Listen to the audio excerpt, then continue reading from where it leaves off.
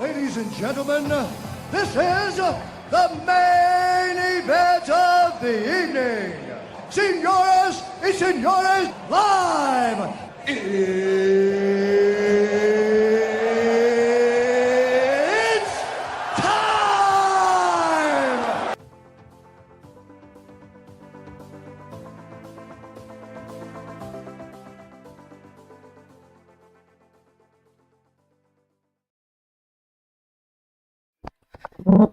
It is time, ladies and gentlemen, boys and girls. I hope you're enjoying your Sunday. We are live in the Action Lab, your premier sports entertainment talk show on the internet. It ain't close. Welcome into Sunday night football on week 11.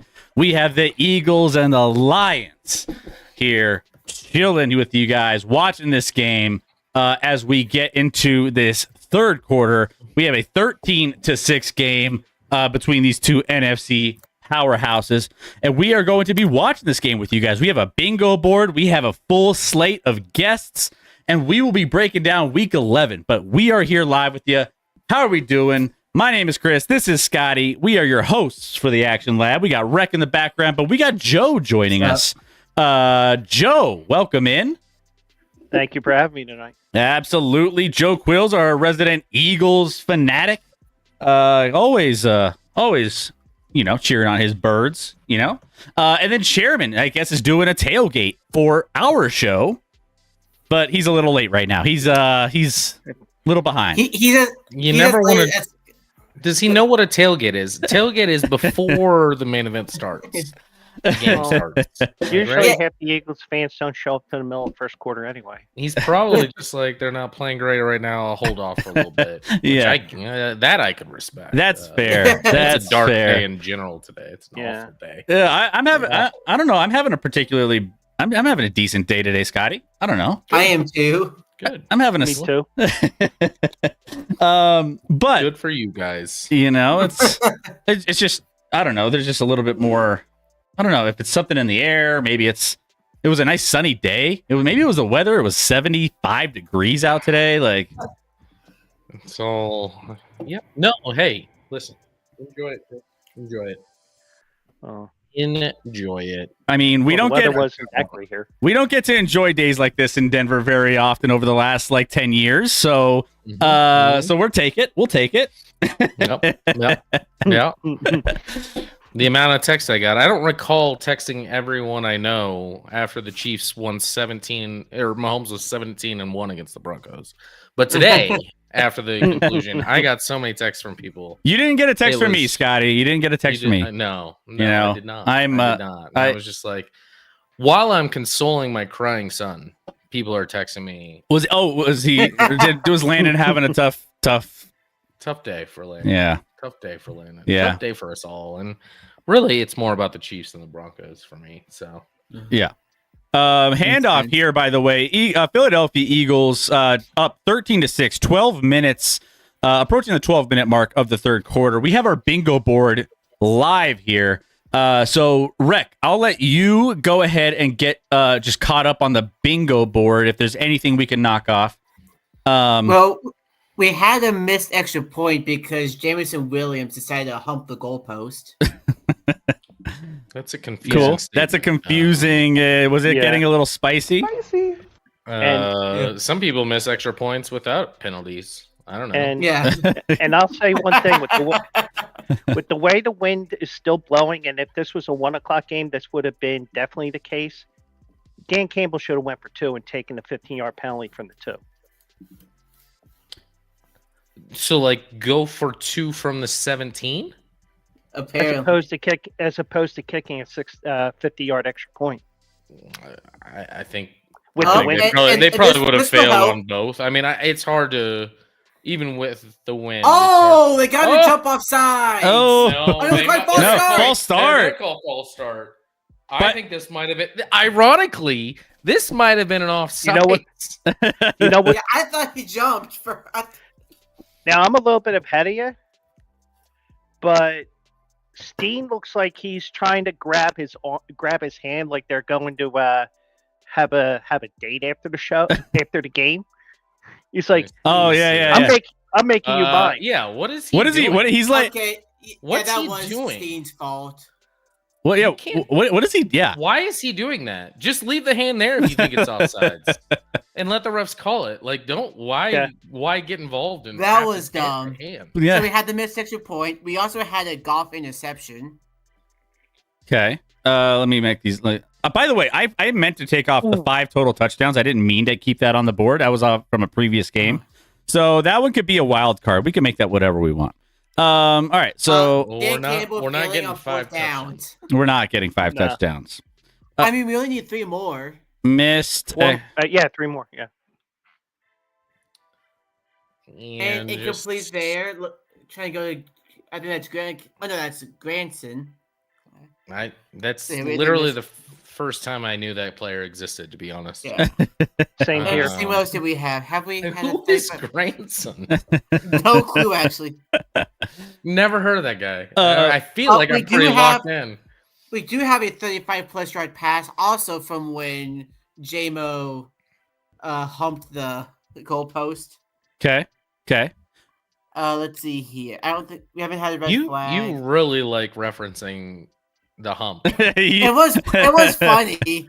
I posted on Twitter like, "Oh, where have I seen this before?" Since AB did it like 10 years ago. Do the Humpty Hump. Do the Humpty Hump. Also on Yeah. Sunday Night Football, actually. Let's see here. Do we have a Hutch sack? We do not. We have no sacks against the Eagles. I'm gonna be honest. I gotta catch up in the box score because I did not watch any of this first half because I'm just mad at football. It's been a Still kind of am, to be honest. But I like. I don't. It looks like Jalen Hurts is having a Jalen Hurts game. 9 of 19 for 63. Feel the punt. Yeah, Khalif Raymond has had a lot of trouble fielding the punts in this wind. um Have So there been? And let me look. I mean, I can look. Why am I? Yeah, like turnovers. Like what's been the? It's been one interception from Goff, and Dan Gamble has failed twice. 3 times Okay. on 4th down. 3 times. I thought it was just twice. Oh, for 3 on 4th down. Yeah, Yeah. Not- he not- is 0 for 3 on 4th not down. good.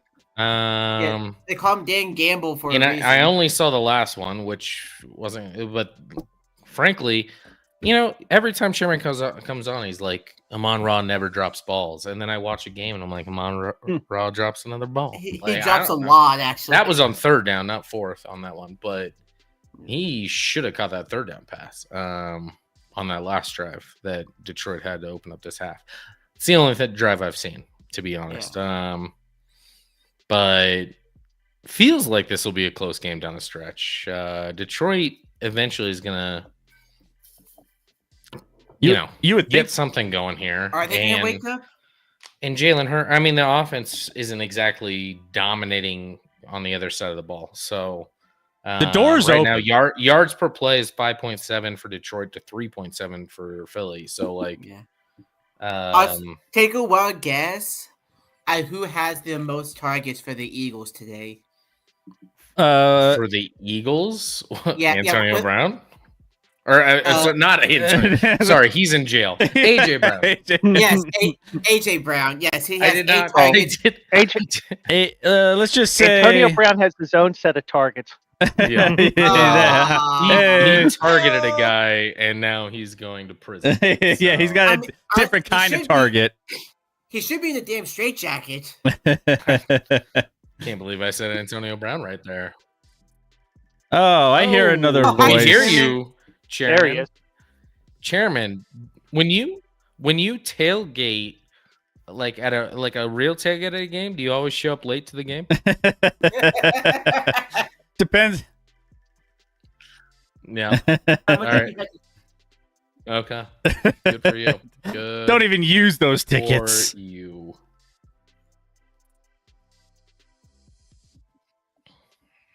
What's confusing for people? Hold on. I've had it. I gotta get. Hold on.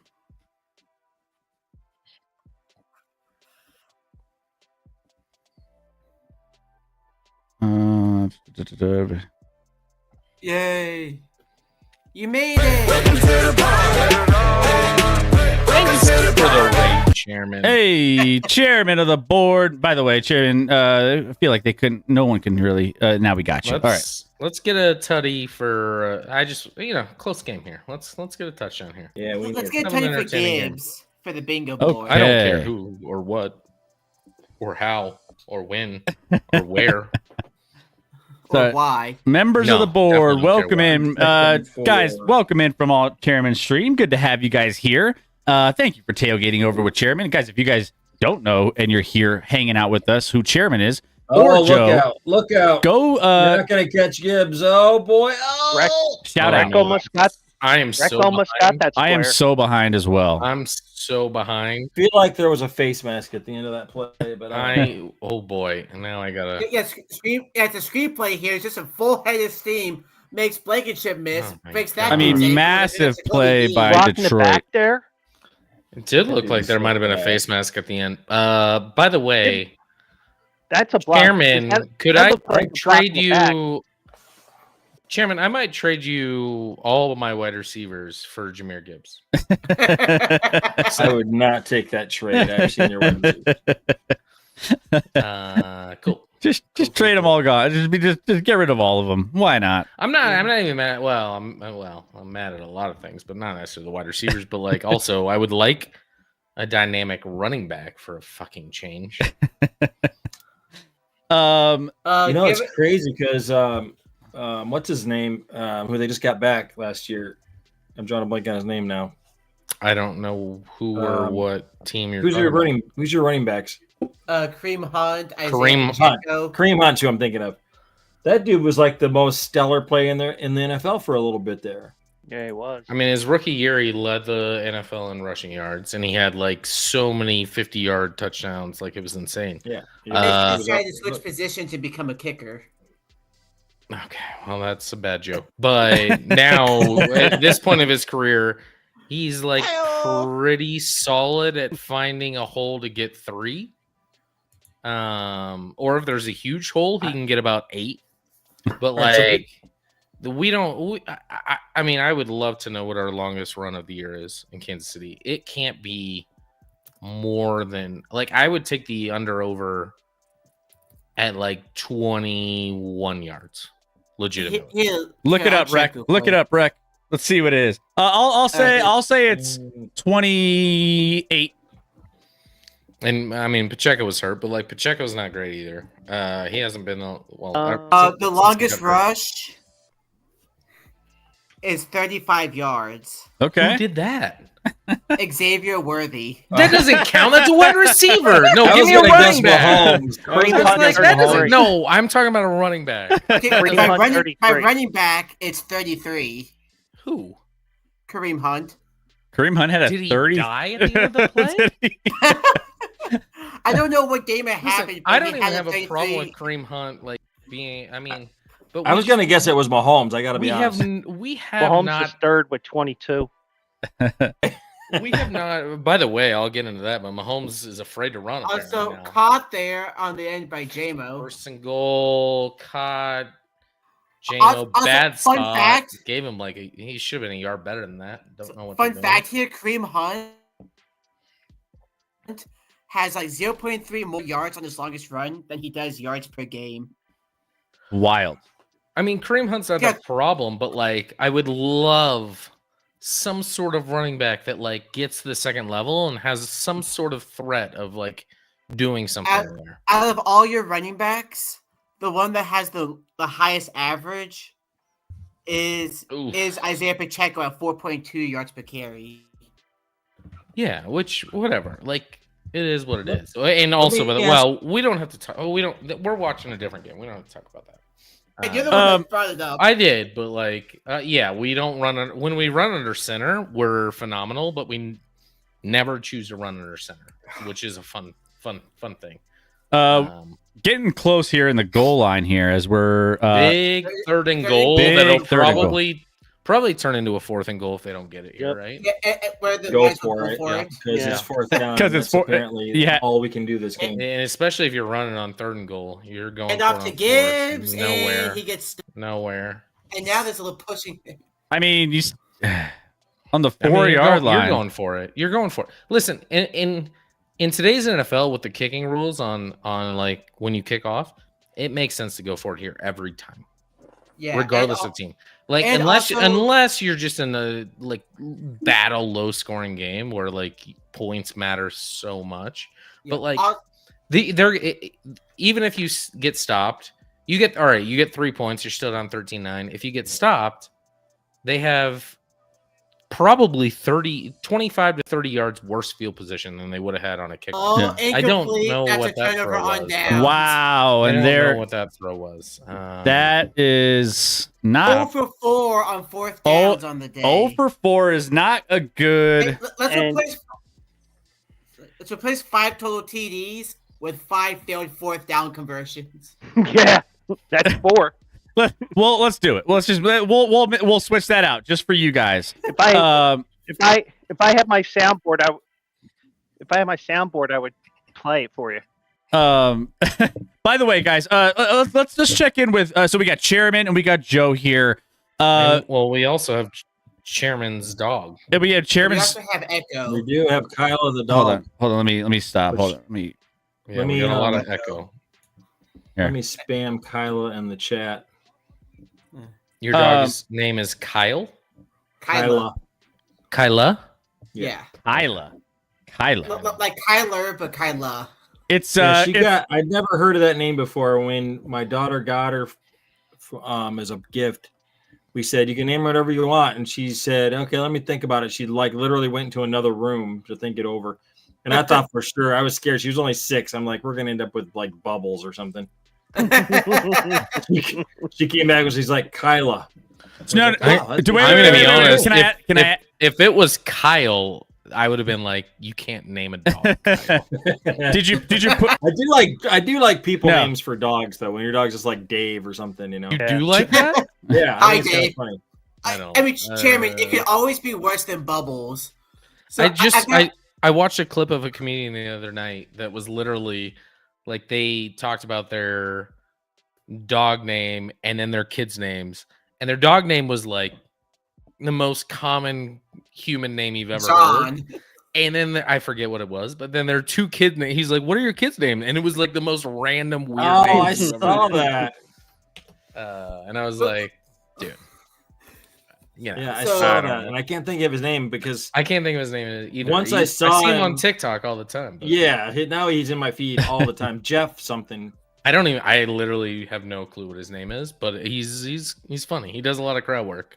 Well, but Chairman, it could always be worse because I've got a friend that has chickens, and her niece ended up naming the chickens, and one of them was named Toenail. That seems safe. Yeah, that's. But hey, Kyla's great because now we have a different name we can call Kyler Murray when he's not performing at a high level. Kyler Murray. Now we have have Kurt Cousins. We have Kyla Murray. We could just go down the line. I'm dating myself here, but you remember the old Chris Everett thing? Oh yeah. With Jim Rohn.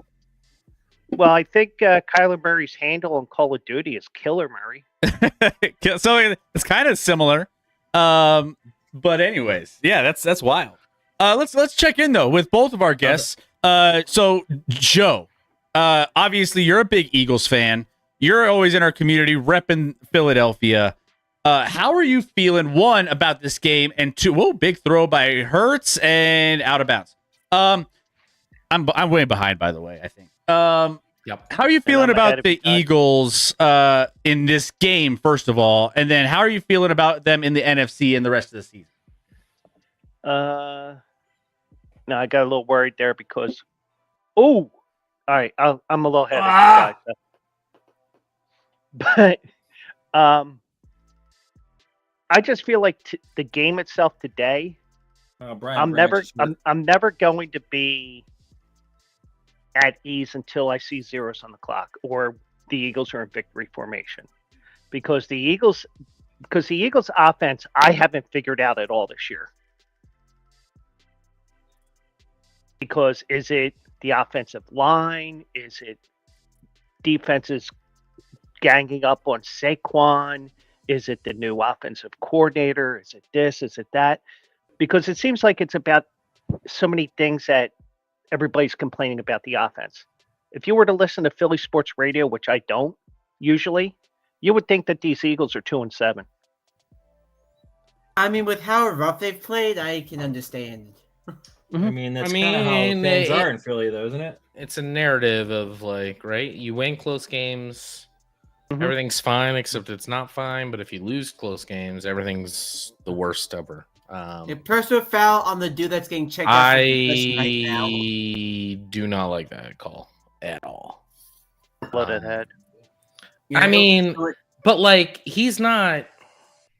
Let me look at this one more time. this I don't Dotson- like it. I don't like it. I don't like the call. It's walking don't- off the field. That's good. I don't think that's a personal foul.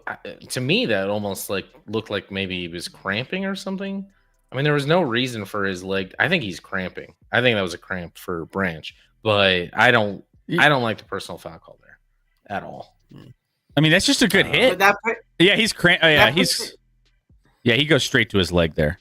yeah. And now the Eagles are in plus territory because of that. Yeah, I like. I mean, refs are bad across the league. The refs are Yeah. terrible in every game. I They're bad watched in all today. sports. Can't confirm. They are. They are. I couldn't. By the way, I couldn't. All I was seeing the entire Chiefs Broncos game was yellow. Like every play, it seemed like there was a flag. I was like, why do we have to have a flag every play of this game? And then, ironically, there was a ton of plays where like they didn't throw flags that were way more obvious than the plays they threw flags on. It's just, it's like random. It's like let's just this play I'm going to throw one. And I'm not saying both ways. Like both ways, there was just too many flags in that game. It's just like after each play, the ref gets a magic 8-ball. What did someone fuck up Yeah. here? Yes. Okay. Holding. Signs on this points and side. yes. Literally, at one point, they called Hey, holding what on the? They called holding on the Chiefs, and Romo made a joke because it was like they didn't call out a number on the on a nice sack there. By Aiden Hutchinson. Which Aiden! But yeah, Sorry like not the to Chiefs say game, anything, 'cause I'm like 30 seconds ahead of you guys. you're good. They literally didn't. They just said holding, and they didn't call a number because I don't think they knew Yeah. who to call it on. I don't think there was a hold, but it was whatever. It is. 20 total flags in that Yes. game, Sergeant. Is that right? I mean, I can it check to make sure. But felt yeah. like there was a million. I saw the Arizona Cardinals had like. I think that 12 was only flags. 20 accepted penalties. I think both teams declined some, so like Yeah. it was more than that. Cardinals had 12 penalties in a single half. Hurts going for it all. I watched on Red Zone the Cardinals go for a long touchdown on a 4th and short on a run play, and it got called back for holding, and then Red Zone left before showing whether it was a hold or not. I have no idea, but I'm like, Yeah. ugh. That was I don't know. Philly's offense is clearly not in sync this year. In Yeah, general. it's no. Like, how Philly fans they want their OC's head on a silver platter. But like my question in like the confusing part of it, in the offensive line's a little different, sure. But like, why is the run game so much less productive than last year? Joe, you got an answer for me, Joe? I think part of it is it may be different blocking schemes involved here. Also, the offensive line is a year older as well, but it may be that the defenses are primed to stop Saquon. But shouldn't But if that's the shouldn't case, that open the things passing up? game should open up, and it's not opened Yeah. up. It's not opened Or is up that, at all. or is that more of a product of the drama going on in the locker room and like some of the little things happening on the back end of that? Yeah, it could be that too. I think Jalen Hurts is mad because, like, if he played, well, he didn't play great against the Chiefs this year in the regular season. But if like Jalen Hurts played against the Chiefs every year for every game, he'd be a maybe Hall the of, greatest Hall of quarterback of all Famer, time. Hall of Famer already. Yeah. I mean, even in the Super Bowl he lost against the Chiefs, he played great. And then I watch him other times. I'm like, who the fuck is this dude? And where was he at when we were playing him? Yeah. Special Joey says DeJean is cornerback 1 in this on this team right now. His white ass can run. Pretty much. He's not a safety. He's cute. He's cornerback 1. Yeah, pretty much. He doesn't grab as much as the other white corner in the league. That dude grabs all the time. Oh, boy, Riley. Oh, that guy. You know, it's this Guy league. thinks because he's white he can get away with murder. I'm telling you, man. There's racial there's racial profiling going on in the NFL. There is. Oh, He's got this shooting black guys. What the hell's going on? oh my god. And we're demonetized. right, we so- kid. And residually, there goes my chance of being monetized. Yes. Is Riley Mice still a foot? Yeah, that's what we were talking about, Sergeant.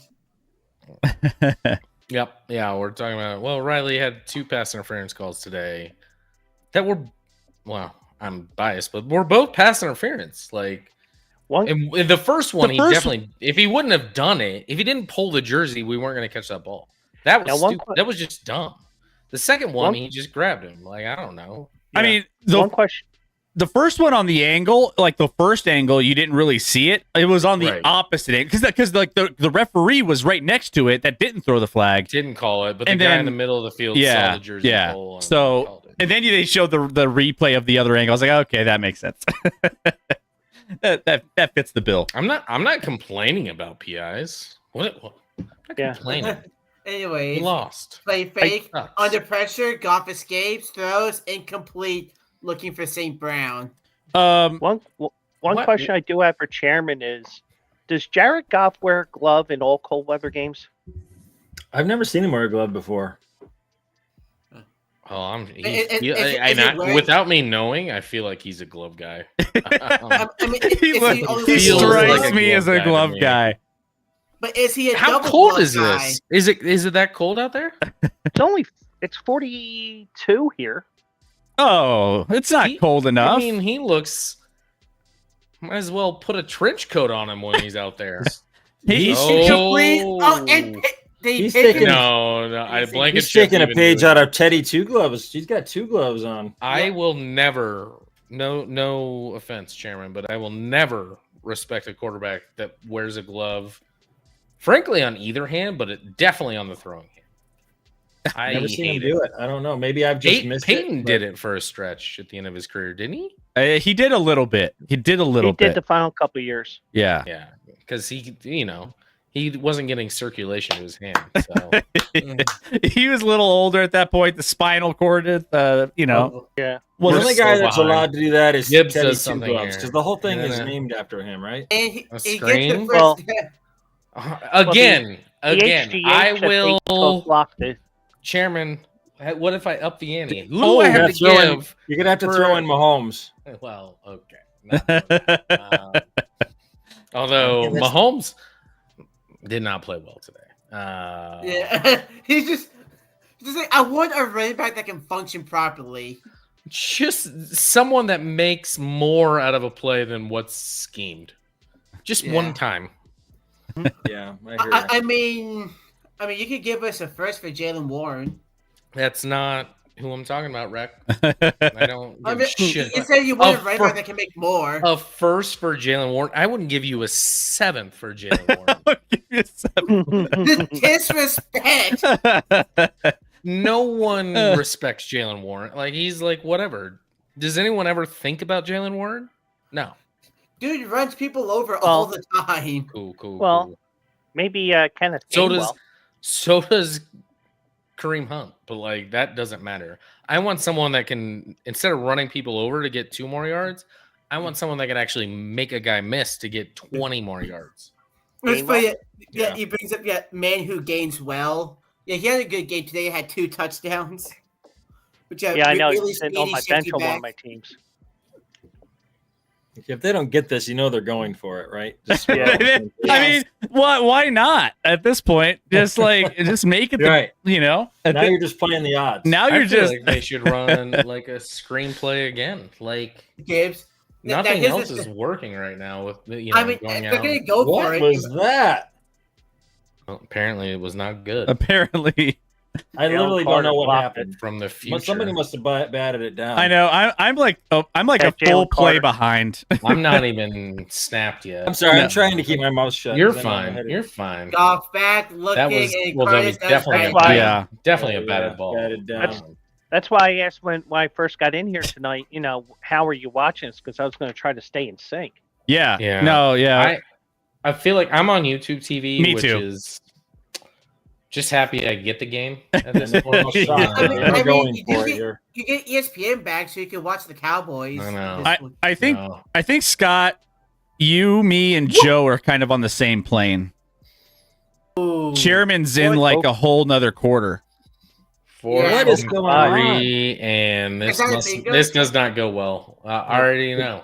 I already know. I already know. Chairman Let me said put what's my- going on, so I just don't even know back. where he was throwing that ball. That's I all mean I'm that's saying. not close to. Also, that that is is a bingo. Yeah.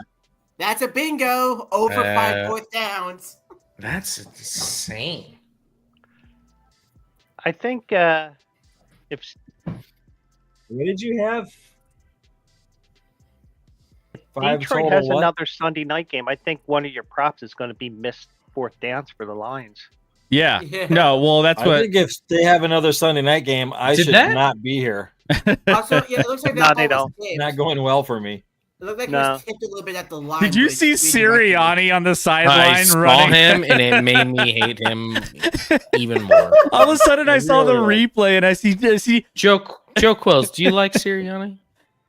He's your coach, so it's fine. I if you mean- say yes, it's fine. I mean, he won you a Yes, Super Bowl yes, last year. So. Yes and no. Yes and no. Isn't he the one that But- flipped off the Chiefs fans? Yeah. Yeah. As There's he's just no- going in a that regular should have season been- win. Well, The team should have gone right down to the locker room and fired him right when that happened. Sirianni and Peyton might be best friends, to be honest. yeah. Sean Payton's the same dude. Yeah. Sean Also- Payton threw shade But in Sean the Payton has a lot halftime more interview. credibility. To do Does that. he? Why? To act Why? like Nick Why- Sirianni? Sure, but why does Sean Payton have more credibility? They Well, both in have term- one Super Bowl win. Sean Payton's been coaching for much longer. He's only Well- made one Super Bowl. He had a Hall of Fame quarterback, and he didn't do shit with it. Well, He won if you're one Super saying Bowl. if you're saying that Nick Sirianni acts like an asshole, Correct. But so does Sean Payton. well, Sean Payton also got suspended for a year for that bounty situation. Correct. So- So, again, I ask, why Yeah. does Sean Payton get more leeway than Nick Sirianni? I No, I mean- don't think he gets more leeway, but he does get the he's the godfather of that in the NFL. Also, injured Eagle here. Is that AJ Brown? No, he can't complain that about real getting the injury? ball if he's hurt. Ooh, Personal foul, chop block on Philadelphia. I think that's a non-contact injury. That's usually the worst kind. Yeah. Also, real quick, candid relief in the chat. Joe Quills, how do you feel about your offensive coordinator, Patullo? I can't figure him out to save the life of me. Tell you the truth. Well, with how bad this Eagles offense is, it's probably safe to say that he's not exactly a good option. No, he's not a good option. I mean, personally, if you can one and done him, even though it may look bad that Jalen Hurts will have 6 offensive coordinators in 6 years, Yeah. but It's like you hire someone good and immediately gets hired. You hire someone bad, you have to fire him. It's Well- Into the hard to third be quarter. on Be top. right back. It's hard to be on top over and over again because not only do you get coaches poked, your players think they're overinflated and they get signed Yeah. larger contracts with other teams, free agency. and And then, by the way, you're picking at the end of every round of the draft. Mhm. And I think that's a super underrated part of it. Like when I look at the Chiefs right now, I'm like, we don't have enough elite players on both sides of the ball, but we haven't picked a player in the top 20 of the draft in like a decade. And not only that, but in the second round, guess what? We're at the end. Like it's hard to stay on top. Yeah. It's hard. Yes, no, Sergeant Fangio was the head coach of the Broncos, not the DC. Yeah. Was he ever the DC for them or just the head coach? No, He was just the head coach. And then If you're he- about to lose your DC after this year. I think Vance is going to Really? get. I mean, Vance sucked as a head coach. He's in going to Denver. get. Listen. There's a lot of guys that have had a first head coaching opportunity and sucked. I think Vance is going to get another opportunity. Yeah, Who do you think gets hired first, Vance Joseph or Arthur Smith? Vance. Yeah. Yeah, because I keep hearing all kinds of rumors that Smith is gone after this year. Well, and that might be true, but I think Vance is going to be the Pittsburgh being. That might be Pittsburgh being people being like, please, please, because like Vance, I mean, it's hard to keep a defense back-to-back years as good as the Broncos have, and he's been able to do it. And they got some good guys, good personnel, but obviously he's been drawing up amazing plays back-to-back years, and that doesn't go unnoticed in the NFL. So, and he was terrible in his first head coaching gig. He was. But there's been plenty of stories you can go back to of head coaches that in their first gig didn't go well. Then they get a second one, and then it goes a lot better. So I will say, I think Vance Joseph's going to get a head coaching job in the offseason. But and tell me if I'm wrong, but I feel like defensive-minded coaches don't get jobs as easily as offensive-minded coaches. that is true, especially in the offensive league. I mean, there's still some defensive guys that get hired and do well, but I mean, I'd have to look at it. I don't think it's as Well- I would hire a offensive head coach. That would be for my team. Yeah. But I think it's closer to 50-50 than you think. Is that the problem with the Jets, that they keep hiring defensive head coaches? no, the problem with the Jets is that they exist. Well, besides that, Just a lack of talent, a lack of vision, a lack of everything. Let me just see who all was hired in this cycle. I think it's closer to 50-50 than you guys Now, think. let's see here. So we had 7 head coaches. Vrabel, who's not Vrabel's an a defensive guy. not an X's and O's guys, but still a defensive guy. Pete Carroll, defensive guy. Aaron Glenn, defensive guy. Let him off the the other- hook. Yeah, Ooh. scrambles to the left. Oh. The- And then a hit as he's going out of That was an bounds. awkward fall. Yeah. and then the ref had his hand on the flag. Like, should they throw I it? don't No, think it was a he was penalty. he was ready, but that was a clean play. Yeah, he hit It him in was. bounds. There was nothing wrong with that. It was just an awkward landing. Yeah. You probably just twisted something a little bit, like nothing too major. I mean, hopefully. that would keep me out for a year and a half, AJ Brown back in the Dude. game. at least. I played pickleball yesterday, and I'm sore in so many parts of my body that I can't even imagine what that would do to me. Like, From playing with your pickle? Yeah, that's pretty the most much. sore part. sure, yeah. Not Damn, Chairman. Also, nice play there. an to AJ Brown sighting with a catch. Well, that's Coming one back. less. That's one less target because the But penalty it on does the line. It does set up an interesting fourth down, but a flag, Flag is here. down Which late. one said Me. Oh. So okay, we Yeah. already. Holding Yep, on the that makes defense. sense. Automatic first down. Flag. Doesn't matter. I You just got heard a both feet noise. I'm like, who did that? Who's moaning over here? It's probably Chris from playing with his pickle. Entertainment factor, man. I got to keep myself entertained, at some Chris and level. his pickle in his ball. That's right. I can feel it all the way down in my plums. Who did they call the hold on? They probably didn't assign a number and just. I think it was 21. I don't know. I'm joking. That's coming back. From the future? Yeah. I mean, I did tell them that as long as they're ahead, and as long as they're not us, Apparently, everything's okay. Whatever happens here is coming Back? Back. I Back did see the Handoff to flag throw. Saquon. Oh, yep. There's the hold. This very corner of the screen. I mean, I saw the flag get thrown in. Man, I saw the hold. that's even a hold in Australian rugby, like Mailata when he started his professional career. It was pretty egregious there. Yeah.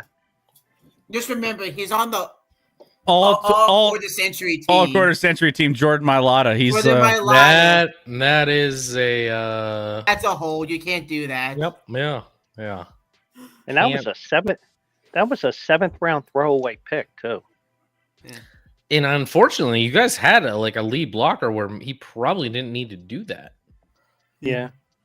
and you'd still have a nice gain on that play. But you know, he doesn't. Since we were talking about like Kyla, that Granson dude, his first name is Kylan. Kylan Granson. Granson. That's a made up person. The guy that doesn't exist. Honestly, I think security should have taken him off the field. I mean, that's not a real player. He's not real. That motherfucker back there is not real. No, he should have been tackled by security and removed from the stadium. Where's that Texas A&M What? cop to just get out there and? He got dismissed. What are the That was chances? that was so bizarre. Like, what was that guy doing? It was really weird. So weird. Stroking his ego and maybe Yeah. stroking something else. Whoa. And maybe he hello. was just upset. Listen, let's leave it on. Chris Devontae Smith actually with the catch. he got dismissed and then he joined Chris for pickleball yesterday. Yeah, I'm pretty much. We're getting after dark quick. But that whole thing was bizarre. Was he just mad that they were dominating the game at that point? Like, it's confusing. Now, what's really funny is that they choked that 30-3 lead and lost. Correct. Yeah. Then A&M came back and won 31. Oh. Oh, I don't. okay. Sorry. It's I okay. don't know if that Feel feels like they that backed us up. that I feels. better Feel let like me they got let me this- do that with the left hand because if I do it with the right, it looks like something else. Which Yeah. from the, Quarterback keeper here for Hurts, and he's got all day to run. And Anzalone brings him down there about the 37. All day was aggressive. He got like Yeah. he got like I was 8 or gonna 9 say yards. all day. Well, the way Chairman Well, said It wasn't Well, easy. no, for I us to agree. He did get Because clipped They there looked like they had a a few chance to minutes get ago. him for a sack, and then he just, went up the middle and nobody home. Usually all day implies like, Yeah, I don't know, like he has, like, 30, 40 yards. wide open, Not nobody eight. around. The way Chairman said it, I thought It he was gonna 11 have- apparently. It felt like 8, but it was apparently 11. Yeah. It felt like it was going to be you a do have to have a sack. spy on Hurts in these empty sets. I mean, that was clearly a design run on that one, and now they're Yeah. clearly just Hurts is just clearly throwing it out of bounds. And no. I mean, I'm not. He had That's not Saquon. actually what he was doing. Saquon was open there. He was open. Yeah, he was wide It open. was Yeah. not a good Missed by a throw, yard or but two. I can relate. Early in the game, Mahomes missed like wide open guys. Oh, too, that so- one, that big throw, that one when I was like, oh my gosh, here it goes. Second And play of the game should have been Ugh. an easy touchdown to Xavier Worthy, and Mahomes overthrew Xavier Worthy, the fastest 40 guy in the Because history. how does one overthrow Xavier Worthy? I don't know. I don't think that's physically possible. And literally, you didn't even need to outthrow him. He was like separated by a lot. yeah. I mean, to be fair, Mahomes probably just thought, "Oh, there's no way I can overthrow him. Let me just launch this as far as I can." Yeah, that was the beginning of the end. Yeah. Another missed throw there. Thank 3rd you. and 10 coming up here for the Eagles. Throwaway. 3rd and 10, 13-6. 11 minutes left to go in this game. Sheridan, Still there for the Lions, but like, where are they at on the field here? 36-yard line. So we'll see. I mean, that's field goal range, right? I mean, So the this- wind has been howling. It's I don't cold think- weather. I mean, Goff has 8 gloves on his I hands. was like, Wow. He's doing his said best Brad Lloyd was Chris. dressed He's Yeah. doing his best 80 Lloyd Chris. gloves. yeah, he's Yeah. like, we're in I the mean- Rockies. No, real quick, Scott, you didn't see pregame, the stuff that happened pregame, did you? No, That's I caught by was Brown. I was boycotting football. for- Basically, the wind was howling so bad, kickers were intentionally trying to miss wide left, and they still missed wide right because of how bad the winds were. All right, so here we go. 4th and 4. Come at on, the win. 30. So this is going to be about a 47-yarder. Yeah. How's the wind out there, Joe? 7. It's not as Howling. bad as it was earlier today. 49. How far back I are feel like those flags aren't blowing very hard up there. Yeah, so it looks like it's in and out. Yeah, that's. I think they closed that end of the stadium a few years ago. Okay, Yep. there it is. It's a 10-point game. I mean, Now, we talk about like Goff in outdoor environments. Like at home, he's like a juggernaut and he can do everything. But like, it feels like in places that, late in the year, outdoors, I feel like Goff does. I mean, this is like the betting lines that we typically like to look at, right? Yeah. Goff outdoors on the road. And he feels a little sped up in this game. I don't know if that was mentally going to this game. He feels like he needs to get it out quick. There's a couple plays where he's getting out of his hands faster than he needs to. The weird thing is he's still having a better night than Hurts. Well, that's not that hard to do. also, Just- by But the he's way, losing by 10 points. Yeah. if we get 5 subs, Story of the NFL season. Yeah, it's a weird game. Like the Lions have outgained them 286 to 221. if we get 5 subs, actually, I will give out a 6th one for free. Yeah, it's true. Buy 5, get 1 free, everybody. Let's go. It's a value. By the way, guys, I didn't explain the bingo board. If you guys are here and you're new, if we get 4 in a row, we will gift out subs for every 4 in a row we get, every bingo. So make sure you guys are helping us out. There's 2 of them on there. Followers is 1, and subs are another. So make sure you guys are hitting those follow and sub buttons accordingly. Also, the game helps us out too. We got some different options out there that the players and the game will help us with. So we will try to get you guys some subs here soon, hopefully. And usually Chris and Scott help us out with the bingo board, but they decided they didn't want to do that work anymore. Well, they were just free spaces. That's not true. I've never once done the bingo board. I do my role, which is the recap graphics. All right. No, I meant as in there used to be bingo spaces. Yeah. About y'all. Oh, about us. Well, I don't cuss anymore, so You're probably gonna cuss when you talk about the Chiefs. I try my best to behave myself today. And Were you successful? I think Just it to was let- pretty solid. just to let you guys know, I shared on my X. I reposted FanDuel, Dan Campbell tonight, and they have a picture of Matt Patricia.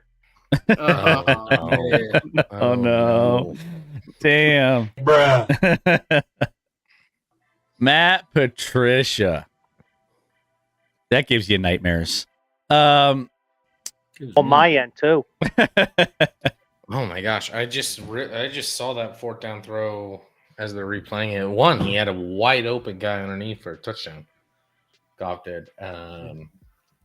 First game with 5 failures on 4th down since 2022 for Detroit. Captain says, I'm only helping get 5 subs if the Lions convert a 4th down. Well, it was That's rude. fair. Well, I Be careful with those. guess you're saving your money tonight, Captain. Well, no, we got time. Yeah, there's Be time. careful with those. They're hand gonna be gestures, going Mike. for it. For sure, they're Everybody- going to be going for it now, no matter what Mike the yardage Tirico, is. Mike Tirico needs to watch those hand gestures because everybody's 6, going. 7, Yeah, 6, Especially- 7. especially if See- you have the sound down like I do. Yeah, we I have don't, I don't have the sound on, but 6. That was clearly that a was 6, 7 he was call. clearly talking about 6-7 to Chris Collinsworth there. He's like, there's 6 or 7 plays in this game that could have gone the other way that would have changed the outlook without knowing what he said. Brown misses playing with a gunslinger, Tannehill. Let's see. Bears about to be in the sole possession of first place in the division for the first time since 2018, says Joey. That's crazy. That's wild. Yeah. This is what we thought the Well, Bears they- would be last year. I Actually, mean- weren't they? we didn't. weren't they- think that. But they are Weren't who they we in first thought they place were. in like week 2, like last year, or within the last couple of years? But No, it's been a while No, since Texas well, a was- couple I mean, years but- ago they had the number 1 pick because they got Caleb. I'm trying to think when the Bears were good.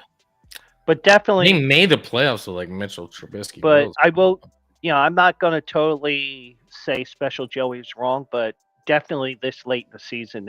This first place this late in the season. I mean, here's the thing. I was watching the football games earlier on Red Zone, and they flashed up the Bears 7-3 record, and I was like, if I didn't see that graphic, and you were to ask me what the Bears record was, there's no way I would have said 7-3.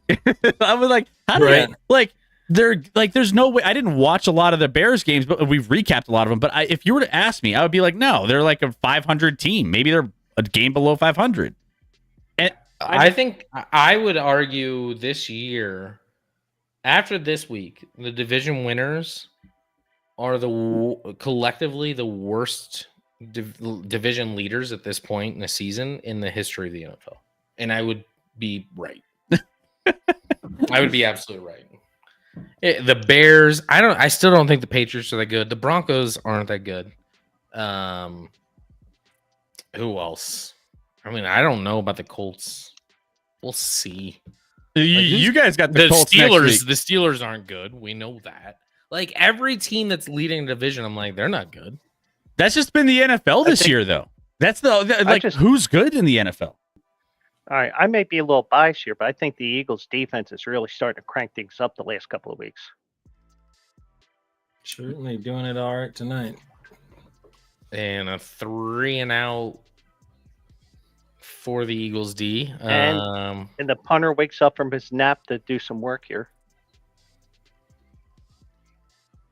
Thought it would be four down territory no matter what, but a 4th and 10 and not getting any yards, you probably got a punt here. So we did get a first down on that drive though. We still have blacked that part out. Jesus. Almost blocked it. We got two different reactions from Chairman and Joe. Two opposite reactions from Chairman and Joe. So I wonder. And he batted that. He batted that out of bounds too. Smart play. They both did. But that looked like it was the Eagles player, but I don't know why. I don't know why the Lions player would bat it out. I think he was reaching for it and knocked it out of bounds. But I wonder if it actually touched him when he's trying to avoid it there. That's the only reason why he went to grab the ball. No, the Lions player didn't touch it there. That was the Eagles. No. The Eagles punt returner. I wonder if he went to grab it when it bounced up and he's trying to avoid it. Might have grazed his hand.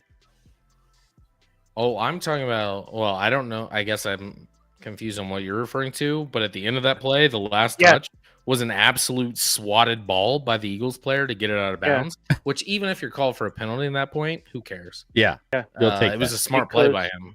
Yeah. They didn't call it either, but it was absolutely him just slinging that thing out of bounds.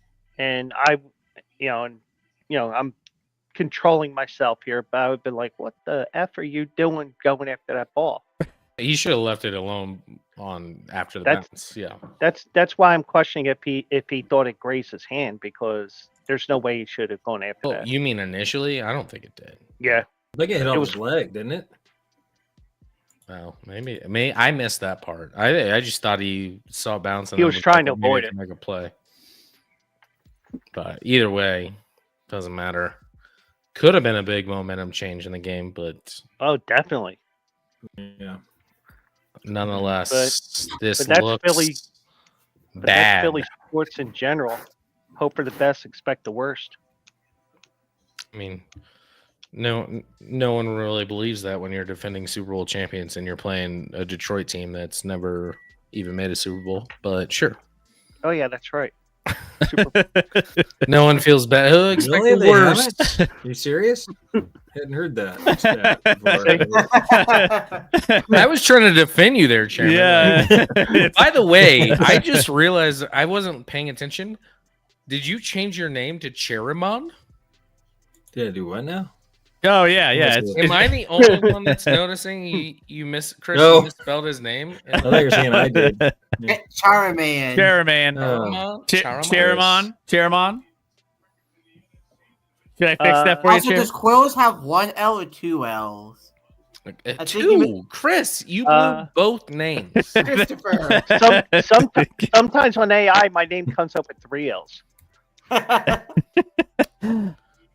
Just over, Man, we need a turnover. 2 on the name. McNuggets has a great question here because I pulled up the chat here. Is it a problem that Philly's going out of the way to shut AJ up? I think I think they don't want another TO situation. Well, at this rate, like they're doing better than they've done in previous weeks by force feeding AJ Brown. So not great, but the bar is very low here, so can't complain too hard about it. I mean, I don't know if their offense is great. And I said on my stream on Thursday night that Big Dom is probably the only staff member that'll literally kick the living shit out of AJ Brown if he says something wrong to him. Yeah. I mean, y'all saw what Big Dom did to a Scadaboo? I would not, and I would hope Philly's not doing this from a coaching staff perspective, is feeding AJ. AJ Brown's going to be a malcontent for forever. It's over at this point.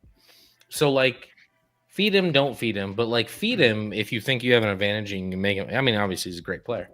But, like, I would not force the ball to AJ Brown at this point because, like, let's say you do it, give him 20 targets one week. The next week he gets 2. He's going to be mad again. Like, that's just who he is. He's a head case. I mean, that's basically his role at this point. He's a head case. And knowing higher Roseman, he's going to trade him away and use that pick to draft someone even better. Well, they don't. I don't know. He likes draft picks, but he also hates draft picks. They trade a lot of draft picks. Yeah, they trade. They did. They did have a top 10 pick. That's a crazy stat there that they're showing here. Has not had the same play caller 2 years in a row since college. Jalen Hurts. That's kind of wild. When was the last time the Eagles had back-to-back?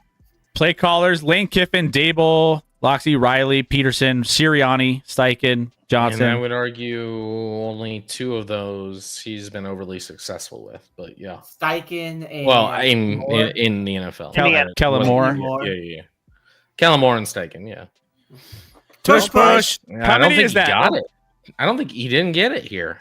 Short. Yeah, I bet they do it again though. And then the refs can't even walk in straight. It's that meme. It's that meme. I'll fucking do it again. Wait, what's our? My question is, why would you? You've given up 6 points in this game. The only way you let them back in. Oh, there we go. False start, baby. Also, we have more echo. I ruined it. All right, hold on. So, how many tush pushes do we have this in the second half? Yeah, that was at first. No, I thought that was our second. Do we have? I think it was the second. That was the second. Oh, yep, that was an obvious false start. There's no way to debate that. No, you had a second because that was the second because you had the guard doing his little slap hand thing. Yeah. Did you see Baltimore's variation of the tush push today with Mark Andrews? Oh, they swung it out. Yeah, that was nice. I like that. Yeah, and then you got the Pittsburgh plunge here with Connor Hayward in the center, and Aaron Rodgers standing there like a proud dad. Canada says Aaron Rodgers. He doesn't even try to fake anything. He just stands there, hands on his hips, like, yep. Canada asks, do you think the Jets will screw up their future draft picks? The people are saying Jets won't draft a quarterback in 26, but in 27. So the plan is laid out. I mean, it doesn't matter when they draft a quarterback, they're screwed because they're the Jets. I do think there's a solid argument to, like, if there's a quarterback there that you love and high in the draft, go get him. But otherwise, there's a very solid argument to building your roster out with elite talent. And then getting your the quarterback in the draft. And I mean, that's kind of what, especially defensively, the Broncos did. And now they didn't get a good quarterback in the draft, but they have a quarterback. They have somebody. They have a body back there. Mm-hmm. They have someone that can beat the Chiefs. Yeah. And just to let Special Joey know, Bears have to play the Eagles on Black Friday too. Packers twice, 49ers, Lions, Steelers, Browns that the Bears have to play. They got the Eagles on Black Friday. Black Friday, yeah. Bo 2-1 versus KC. To be clear, one of those games doesn't count, but sure. if you really want to go record, Bo's 2-1 versus KC, once playing backups. Mahomes is now 17-2 against the Broncos. Thanks. Thanks for coming to my TED Talk. I don't know what the fuck that point was. We're getting salty, Scott. I mean, that was just a dumb and like a 2-1. He's actually 1-1 against the starters, and Mahomes is now 17-2. So shut up. Shut up. Shut The up. Salt Night rises. It's a rough I day. mean, that was just a dumb comment. Can I not call out a dumb comment? Bears' schedule is nasty. But now, if the Lions lose, the Bears have sole possession of first place in the NFC North. Lions fall to third place if they lose tonight. The Chicago Bears with Caleb Williams might be leading a division. I mean, And they won't win the division. The Bears aren't good. We know it. Everyone knows it. But- But at the same time, nobody's but good. then the Packers look kind of questionable for some of their games, For and then sure. they wake up, and then it's like what did we just watch? Like, I think We might be in line for the worst Super Bowl we've ever seen this year. I'll make Like, a prediction that regardless of teams, it might just be god awful. Just wait until we get Broncos Eagles in the Super Bowl. I don't think we're gonna make it that Play far. of the day, but- brought to you by Scotty's Rock Salt. Sergeant, real quick, what's better, 2-1 or 17-2? Shut the fuck up. I think they stop cussing.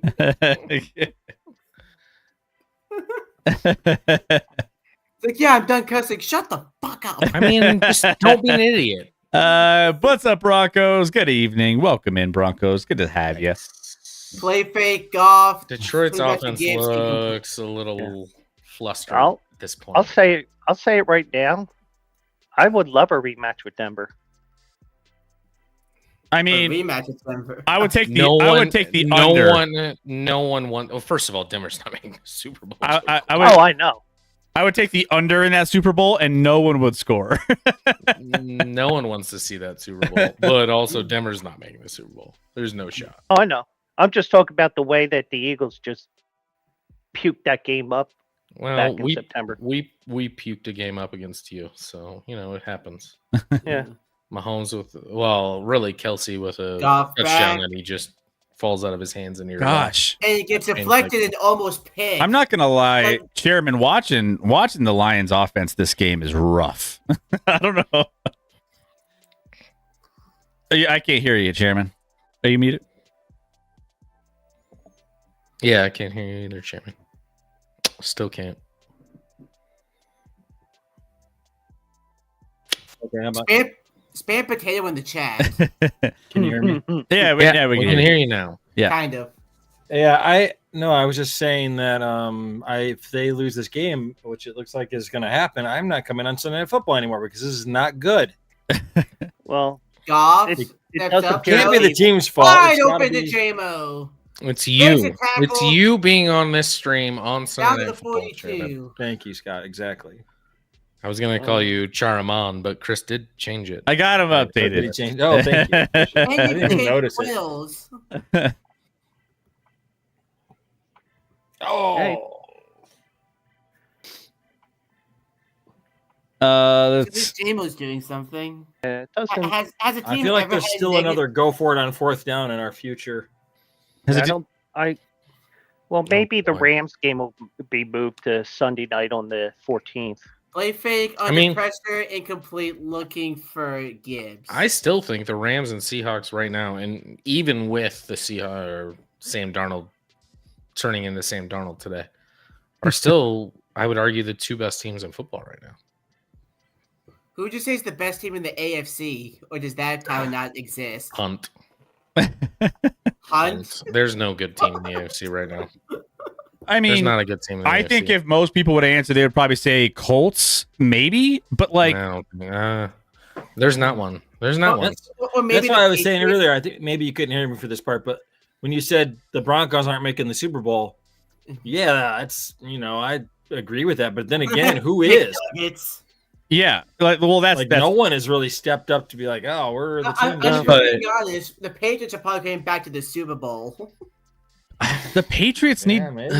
No, the Patriots aren't good either. They just have had a ridiculously soft. But we've already established that nobody's good, so It's not going to be the Patriots. It's not going to be the Patriots. It's not going to be the Broncos. Somebody has to go to the Super Bowl. I do have those teams. I do have a crazy stat at the end of the game when I feel comfortable enough mentioning it about the Eagles. Well, you'll about to feel comfortable in a second here because it's 4th and 10. I'm not comfortable until we're in victory formation. 14 of 35 for Goff. That's not a great percentage. That is. It's not great. They're punting? No, they're not. They're punting. No. How do you punt? Dan Campbell is going to punt? They've Dan got Campbell has missed. Dan Campbell What has is he Mr. doing? Like now Dan of all Campbell- times? That's actually the dumbest punt I've ever seen. Why are you punting? what are we doing? Dan Campbell has Mr. P Cup waiting for him as soon as the game's over. That's actually fake. This is There's not. the punt. Dan Campbell's not real right now. That motherfucker back there is not real. You can't punt there. Like the most aggressive coach in the league, that's an obvious go. You have to go for it. Probably won't get it based off of how you've been playing, but like you have to go for it. Well, you might have to bench him up for this game. Well, Obviously not for the future, just this game. The Eagles are just going to drain the clock. Like, Why would you? Does he know he's down 2 scores and not 1? I don't know, but get ready for a heavy dose. I mean, of if it's a 1-score game, that would make sense. 2-score? No, that doesn't make any sense at all. Sergeant, there must be. I mean, he must have assumed that he had a better chance of a fumbled punt return. He might as well. Hey, to be honest, he should put in his backups right now. Blizzy. If you're gonna punt on that play, put in your backups. Welcome in, Blizzy. Who's your team and where are you from? I'd like to get to know you. Thank you for the Shaq Shimmy follow. Thank you, Blizzy. Welcome in. Good to have you here. How many good Sunday Night Football games have there been this year? They started out strong. They started out the first 2 or 3 weeks were good, and then they kind of started slipping. I'm gonna look up the Sergeant. There must be a record for most attempts without a conversion that Campbell knows about. Like, is there what's the record for most 4th down attempts? I'm basically looking at something else. Let's see here. Week 1, of course, was good. I guess week 4 was technically good. The 40-40 tie. Yeah. None of what best tie ever there made sense. Yeah, Patriots Bills was pretty good. So we've had 3 somewhat decent Sunday Night Football games. Blizzy, I'm a Commanders fan from DC. We don't have too many Commanders fans, Blizzy, so it's great to have you in. Thank you so much for joining us. What are your thoughts? Next week, hopefully, should be a good Sunday Night Football game, which means it's going to be a total blowout. We thought this was going to be a good one, and it's kind of not. Next week is Tampa and the LA Rams. Tush push comes up. Tampa's defense is terrible. All right, this is the third one. This is for a bingo square. There it is. That's the third. Now remember, we need 5 subs for a bingo square. And we need a 4th quarter even. We might have a bingo on the right side of this. Yeah. We need another score. You know what would be insane is the Lions punting down 10, and then the Eagles going for it on 4th and inches. Jurgens lotion went off the field there. Oh, yeah. There's no you're there. Listen, I understand the tush push is effective. There is 0 reason to go for it here. Yeah, I agree. That's look what he did last week, though. He went for it on like 4th and 5. That's literally just being like, I want to put my dick out. I'm like, come on, dude. That 4th and 5. That 4th and 5. What I heard. That 4th and 5. AJ and Jalen went rogue on that play. Well, it sounds like the coach doesn't have control of the not player. A good sign either, because that was just one of the dumbest plays. It almost cost them the game. Honestly, it was probably AJ. There's no way a wide receiver has control of what's happening there. By the way, if he does, that's a huge issue. That's a massive issue. They didn't get it. He's short. What's happening in this game? He's the dumbest fucking coach in the league, and he has. I know, and it pisses me off. The punt pays off. Wow. There's no reason Dan Campbell to go for it there. You're up 10, and then you give the ball. Your defense has stopped Detroit all night long. Exactly. So punt the ball. Exactly. It amazes me that it's the same play every time. I mean, you can run a screen pass in the flat there, Can we? and that would have gotten 40 yards. Did we have a Freaky Friday situation with Dan Campbell and Sirianni? Yeah. Special. Dan Campbell's a genius. Yeah, he probably knew. Did they? The punt was going to set up a fourth down go for it. It's ironic, but one time Now- he punted, it actually worked out Now for you him. see though. why I'm not comfortable yet. Your coach is an idiot. It's like they swapped brains for like the last 2 minutes of the game. Because he's too arrogant to be a successful head coach. Also, Although he won one, which pisses me off. But he's just an arrogant prick. That he threw there. All of them are Yeah, ugly like, we're ducks. talking about a defensive Take coach. off the glove. Take the glove off. Take the glove Take off. the glove off. It's 42 degrees. It's not 5. I wonder if he has an injury that he hasn't told anyone about. That wouldn't surprise me either. I was Make just the about to say that. toss, trying to escape, throws, incomplete. We've already. That's why I questioned the glove tonight. But yeah, actually, even with all this stuff for Detroit, I mean, that I defensive don't know. coordinator is probably going to get a head coaching job. If you're injured, what's a glove doing? I mean, I guess it depends on the injury, but Nothing. Like if I have a broken finger, my what? glove isn't helping. He's got a little hand like the No, guy he's from down, Scary he's Movie. down, No, he's down, that's he's that's down. Kenny Pickett. That's Kenny Pickett. At this point, Kate Pickett would be a better option than Jared Goff. I mean, Super Bowl champion. Slow your Kenny roll Pickett there, for Rick. you. Hey, I'm not saying for the long term. I'm saying just this game. oh yeah, okay. Woof. and it just gets.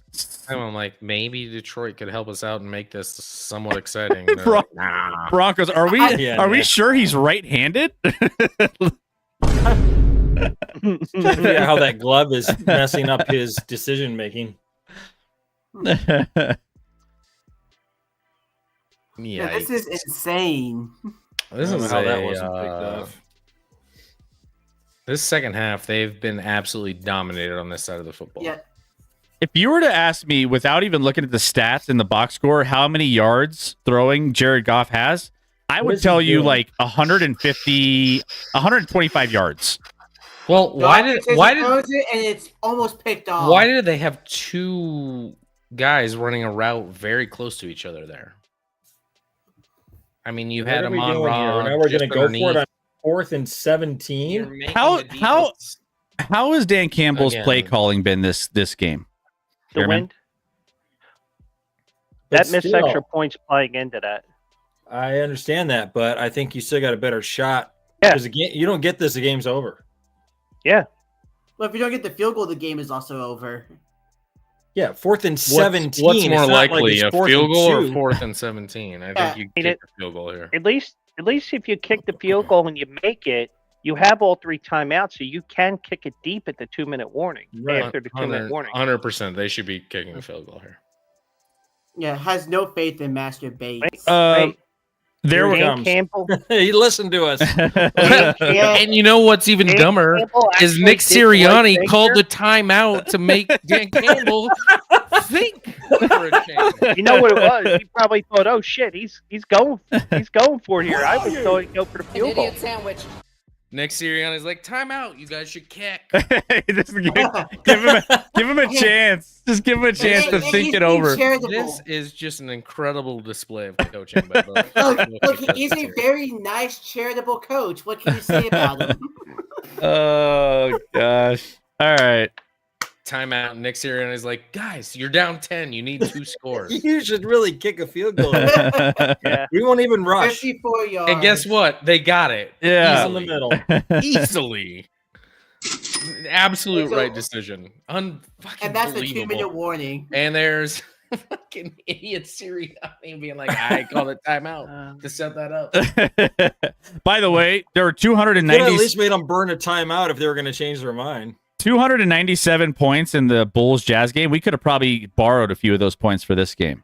Here's another crazy stat tonight, including penalties tonight. The Eagles are 1 for 6 on tush push attempts. Love Jesus. 1 that. for 6. Love it because I it love should- that it stat. should- That's my it should favorite also stat of the die. year. So Like that's the one thing that I feel like is their superpower in there. 1 and 6. Well, Dallas. I don't think we have a fan for next week's Sunday night game. I don't think we have any Bucks or Rams fans in the chat. Might just I be. don't think that's going to be as good of a game as you think, Greg. I think the Rams. Well, should yeah, I'm roll. saying like on paper it's a good game, which means in actuality there it's gonna should be points at least. I mean, That's the good. yeah. Yeah, so it's probably going to end up being like and 33-12, something stupid like that. And the more they run tush pushes and don't get him, the more I think Hurts is going to get aggressive with throwing that football out there. And then obviously they'll call it dead because that's what you have to do. But he's going to get stripped. But the refs will blow it dead because forward progress was stopped as he's moving the ball forward. See, this is where if it's me, I onside kick here. I know they're not, but I kick it deep. I would kick it deep. Just No, I because, kick it deep. Use the 3 Why? timeouts. yeah, onside kicks are borderline impossible. I agree they're borderline But impossible. But no matter what happens, you've got to stop them 3 and out. Well, it does not appear there. Well, this is you this can't. is- At this point, you have to call Yeah. that what you're chairman Yeah, what you're chairman not is running onside talking this about is exactly what happened with Super Bowl 39. You also can't kick it in the end zone. Is it? I think that's rain. I don't think that's snow. Smuffy, fluffy rain. I think that's just Philadelphia. It's the Yeah, worst actually, place. with the right, it might have landed in the landing zone at first, so they might just have it at the 20. That I don't know. I think that might be snow. That's that. No, it popped That's on. no. What's his name's? It's like that hail snow. That like the tiny little It's that- hail kind of snow. It's sleet. It's sleet. That's what it is. It's sleet. Now You know what it was? It wants to be. all of a sudden we're it's undecided on all what it the- is. we're all weather experts. All of a sudden, you know. It's all the, the way it always looks worse on TV. I mean, Oh, yeah, this is it's all not a factor at all. it's all the crab fry residue from Chickies and Pete's around the corner from the place. Yeah, who's ready to see a screen to AJ Brown? Piglet says it's Not rain yet. snow. Is this a meteorology stream? It might be. We might just turn this into a weather Pretty stream. elite at that. Yeah. Well, So, Fun. so Chris, what's the weather in Denver like? It's been Incredible. remarkably 76. Like 7. It was like 70 today. It was incredible today. I don't think Sunny. it was 76. I think it was 67, Chris. It was 76, partly cloudy. Got some 6 set. You got- You missed it. Oh yeah, I missed it. Maybe some cumulonimbus clouds rolling in and late in the afternoon. You know, hey. Click I the don't T is a think big you word. said. I don't think you said a word there. Say it again. It is a word. No, but he didn't say it right. I know what the word is. He didn't say it right. Cumulonimbus. That's a No, that's not right. that's a It's ton- cumulus. Cumulonimbus. It's just cumulus. No, it's there- not cumulonimbus. There is that is a type of cloud. That is I will There is 100% a cloud bet you that is a type of cloud. I will tell you right now, he's right, even though he's mispronouncing it. It's cumulonimbus. Oh, I'm sorry. Well, you still got it Cumulo. wrong. There's cumulus and There was zero cumulonimbus. chance he was going to get that right. Let's be honest. Fun fact. Fun fact. Cumulonimbus. I finished my bachelor's degree at Drexel taking weather classes. Hey, so we should just have a weather show. What are we doing here? What do you do weather-wise now, Joe Quills, with that? I just look to You- see if it's raining or snowing or anything. There you go. So Those Joe, classes were helpful. Hey, I If you're needed weather- I needed 8 credits to graduate, and the not weather judging. classes were 4. The weather classes were 4 credits each, 3 for lecture, 1 for the lab. Thank you. Give me my degree. Not judging. nice. Yeah. Cloud Talk So- rules, by the way. You went to says- So what Drexel. was- Joe Quills, my wife went to LaSalle. Okay. right. Yeah, Not really, there you go. And All-Star, But- I think. He just Here's said there's no clock runoff because it was a stopped clock. That's Yeah. accurate. Yeah. Yeah. So even if Now, they want The the clock's not running. If the clock's not no, running, no, I get that part, but I'm saying that would be to the offense's advantage to have a 10-second runoff. That doesn't seem like it makes any sense. yeah. Well, they wouldn't want the runoff anyway. So yeah, why bring it up? But Thank you, Sirianni, for throwing on 3rd down and saving our last time out. All right. Apparently we got an incomplete pass. I'm gonna take a wild for guess and Nate. say that they threw to AJ Brown. If the Lions No! Uh-oh. oh no. Oh, no. Are you kidding Oh, me? no. Threw a flag on that? No, they didn't. No, that's such a late flag. Wow. And they came from way behind. You know what? Even as an Eagles fan, I could argue that could have been an offensive pass interference. Just rub some. And I'm not saying What? Was that away from the ball somewhere? There. The officials are just like, this game has to be end. I want to go home. It's like I mean, that is Oh not my that is Lord. the worst call I've that's ever seen. brutal. How is that on Roger scene? I'm a Lions fan, so I can't say it's the worst call I've ever seen, but it's up there. How? I what know did which Roger I know Scene which do? one's the worst you ever seen. That sucks. Oh wait, that was the Rams. That sucks because it would have been so fun Right? to have Sirianni blow that game in a fashion he did. That could have been offensive pass interference. That was the as an Eagles only fan, call I'm to saying make there. Yeah. He pushes off on him. I Well, don't think about know this way. how, At least we get but- fourth quarter even and Philly plus 2.5. And There's that two ruins Eagles what players. could have been potentially Man, a that's. good finish. And apparently the NFL doesn't want that. There shouldn't be Come anything on. there. I gotta walk away for a second. But All right. So, man, that's a rough. The referees were like, man, it's starting to snow out of these cumulonimbus clouds, and I need to get out of here before it gets a little bit too bad on the traffic on the way home. That should be an emote. That Roger Scene face should be an emote. I save it. Can you clip? I don't even know if we can Still on. save. I think Save. so. It'll be a meme. It'll be a meme later. We'll I'm save. sure someone will post it, but Someone will post it. that is a very obvious meme face. We'll But take. just since we're talking about weather, what's your favorite bad weather games? Scott got to go watch the clouds. Yeah, he's going outside. He's going to take a My look. favorite bad weather game? Yeah. Chairman may want to take the earphones off. 2013 Eagles Lions. 2013 Eagles Lions. I'm trying to picture that one. That was the game where it turned into a blizzard. It went from clear to a blizzard. Oh in about a half an hour before the game. And there's that one viral image of Calvin Johnson's entire face mask being full of snow. Yeah. Yeah, I think I lost my sound. Can you guys hear me? Yeah, I got hear you. now. Oh, okay. I think he purposely lost the sound when There's I that mentioned Phantom 2013. face mask on. Oops. Aaron Yeah. Rodgers did. All right. Do The not Hail Mary. throw the ball here. Throw the ball here. It'll be funny as hell. I would love for a. Only throw the ball if it's going to be incomplete. Throw the ball specifically to. Actually, Oh, Evan Barkley, Ingram- I hate you. Game over. And by the way, the second half does end up even with the 2 field goals.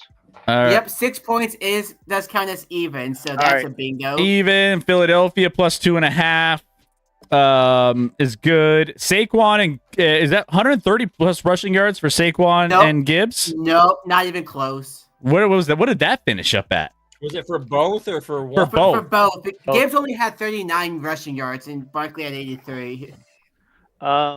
So here's the fun fact since I finally feel secure enough to mention it. Detroit.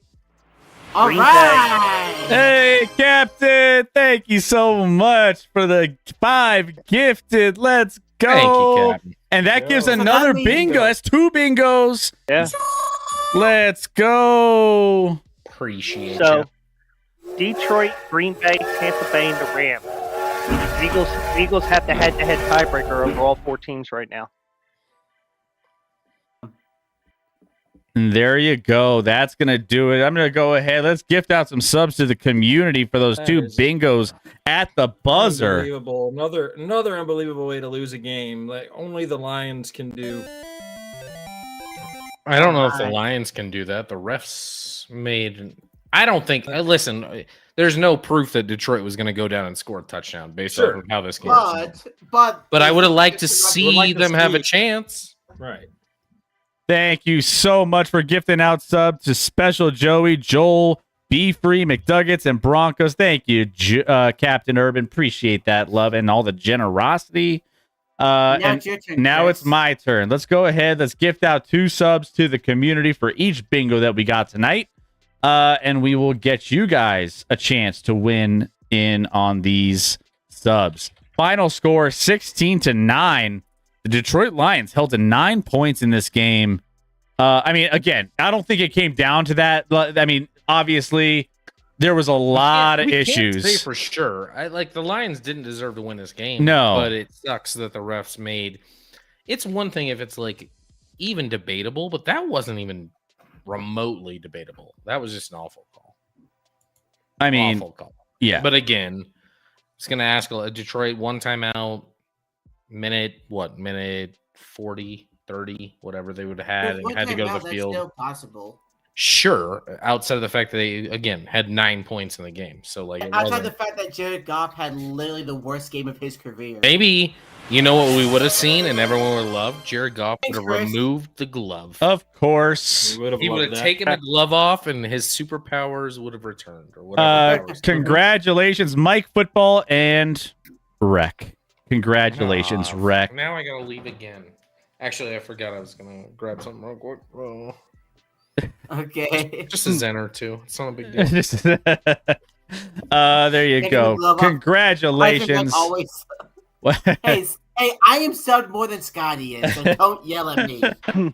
Rex just stealing subs from the fans, just that's what he does. Look, I drank on stream. I think I've earned the right to not pay for subs. That's true.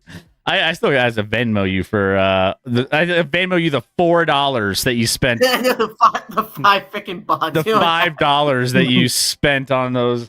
I would have, Rec, if you would have gotten something really nice, I would have been like, hey, a $50 bottle of whiskey and taken. I mean, I would have taken care of you. You went on the dollar shooters, man. Like I said, I didn't go for the price. I went for it just so I wouldn't have like half a bottle, a third of a bottle of liquor left over. Like, what am I supposed to do with this now? Well, the Steelers might cause you to drink the rest of it at the end of the season when it's all said and done. I mean, they had a convincing win this time around, finally. Speaking of drinking, Chairman, I'm sure you're probably feeling a little like maybe you need to take the edge off here after this performance by the Lions. I mean, the Lions coming up. Who do they got coming up? So the Lions have the upcoming schedule of you got the Giants, which should feel like a get right spot at home. Then you got the Packers at home. Again, feels like a decent spot. Giants almost won today. Giants. Well, the Packers play down to competition nonstop. Packers do. So Giants, Packers, Cowboys, all 3 home games coming up for the Lions. So, I mean, there's some. You have 3 home games, Chairman, between those 3 teams. Feels like you got to take care of business, and it's a good thing that you're at home for those. Yeah, it's honestly this. I mean, I don't want to be over dramatic about it, but they've got to prove something. Like they're slipping back to being an average team where, just the last 2 years they were the fear of the NFC. They were supposed to be everybody was picking them as a Super Bowl favorite. Now they're not playing well. They're out of sync. I don't know what the glove was about. I mean, horrible call, but why are they even in that situation? I don't love, obviously it's fun when 4th down works, but 0 for 4, the one that worked out was when they punted, ironically. Which was the one time they absolutely should have gone for it. Yeah, exactly. Yeah. So logic does not apply here. Yeah. So but the overall thing is they're not stepping up to the plate when they need to. They've got a lot of talent, all over the roster. Defense obviously has been an injury problem for 2 years now, but they still would they give up 16? Yeah. You got to win that game. That's a winnable game for Detroit. Absolutely. I mean, two very obviously talented rosters. I mean, Philly's arguably the most talented roster in the league. And it hurts even more because, no offense, Joe, but I can't stand Sirianni and his attitude and his smug, punchable face and flipping off fans and all that jazz. I can't stand any of that stuff. And for him to make all the stupid coaching calls he made tonight and still escape with a win, I'm starting to realize that Sirianni and Sean Payton are the Spider-Man meme. That's your favorite meme at this point. I don't like my hatred for Sirianni is way more than Payton. Payton even had a dig in his halftime, going to the locker room comment that I was just like, shut up, Sean Payton. Yeah, that stuff gets old. I agree with you totally, but I just don't see him crossing the line of flipping off fans. He crossed the line when he was suspended for a year for a bounty gate. So I think he would definitely flip off fans. I don't know. That's different to me. Because that's what would you say is worse, flipping off fans or putting bounties on injuring players on the other team? Put it that way. What do you mean if that is what it was? What do you mean? I know. I'm saying when you say it out loud, yeah, I hear what you're saying. But if you think about what old school football was, that kind of stuff was part of the game. Yeah. You tried to hurt people. I mean, you didn't just tackle someone. The goal was to knock the quarterback out of the game. The most famous bounty game ever was the Eagles and Cowboys on Thanksgiving, the first year of the Cowboys under Jimmy Johnson. But now I'm not saying I love it, Scott. I get what you're saying. I'm not saying it's a good thing for as a I human just think it's being, ironic game, that you think he wouldn't flip off it. a fan based off the fact that he asked his players, I will pay you money if you injure the other team. But not openly. That's what I'm saying. I don't think he's just a scumbag behind the scenes. Yeah, I don't think he's super. That's actually not true because he's a scumbag in every press conference. Just keep it quiet. I don't think he would flip off the fans because he knows everyone would see that. That's what I'm saying. By the way, Jared Goff. Where Sirianni didn't even mind crossing that line. I think he absolutely would flip off fans. I'm shocked he hasn't yet.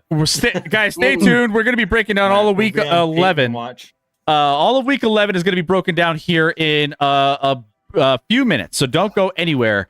We're going to put the final bow on this game. We'll get last thoughts between Chairman and Joe, and then we will get you guys on to week 11. But Jared Goff's completion percentage in a single game in his career so far, tonight was 37.8, which, by the way, 35 plus attempts since 2005, the ninth lowest mark by a quarterback is 37. Ninth lowest?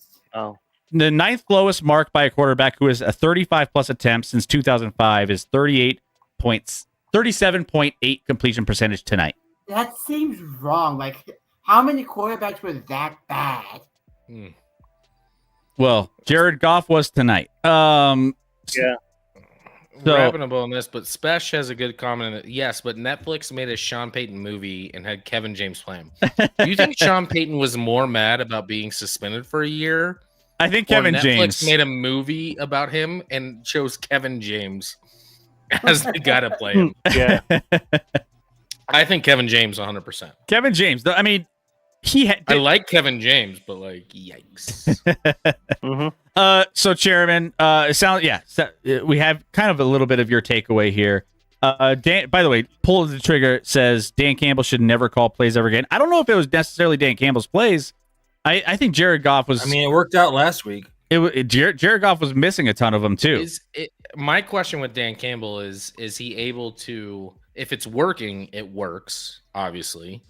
But is he able to adapt? And if it's not working, go to something else, which we'll see. I don't know. I'm not saying yes or no. We'll have to see. Yeah. It didn't work tonight. He didn't seem to adapt, and it wasn't. The working, but only thing that was working is switch to Jameer Gibbs. yeah. By the way, if he's available, we'll take him. Just I think that it had a lot more to do with Goff being inaccurate than it did the play calling. I mean, he was throwing the ball over the field. I just think Goff looked rushed, like he was panicking. And listen, they were getting pressure sometimes, but like some of those were panics without pressure. Like he was seeing ghosts out there or something. Yeah, and there was a lot of balls knocked down as well. Yeah. Yeah. I mean, it's a great defensive line, obviously, and then they added Jalen Phillips. Yeah, I mean, the interception was a batted ball. So the Eagles is a great defense. We have more echo. All right, I'll fix it in a sec. Hold on. I did look it up, and it says that he wore a glove at Lambeau Field in Week 9. But Week 9? That must have been last 2 weeks year. ago. Is Jared Goff married? I know he had that girlfriend. Are they married? I think they're are married. I'm pretty sure. Okay, because that would have been grounds for that game was grounds last for year. divorce.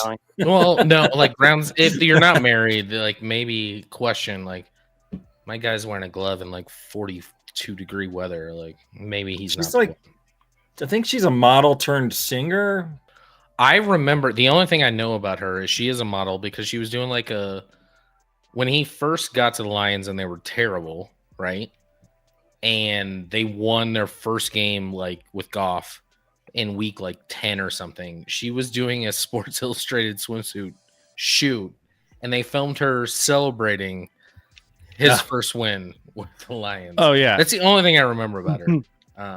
The funny thing is they met on a dating app. You imagine scrolling a dating app and you're like, oh, there's Jared Goff. Oh, look, there's a model.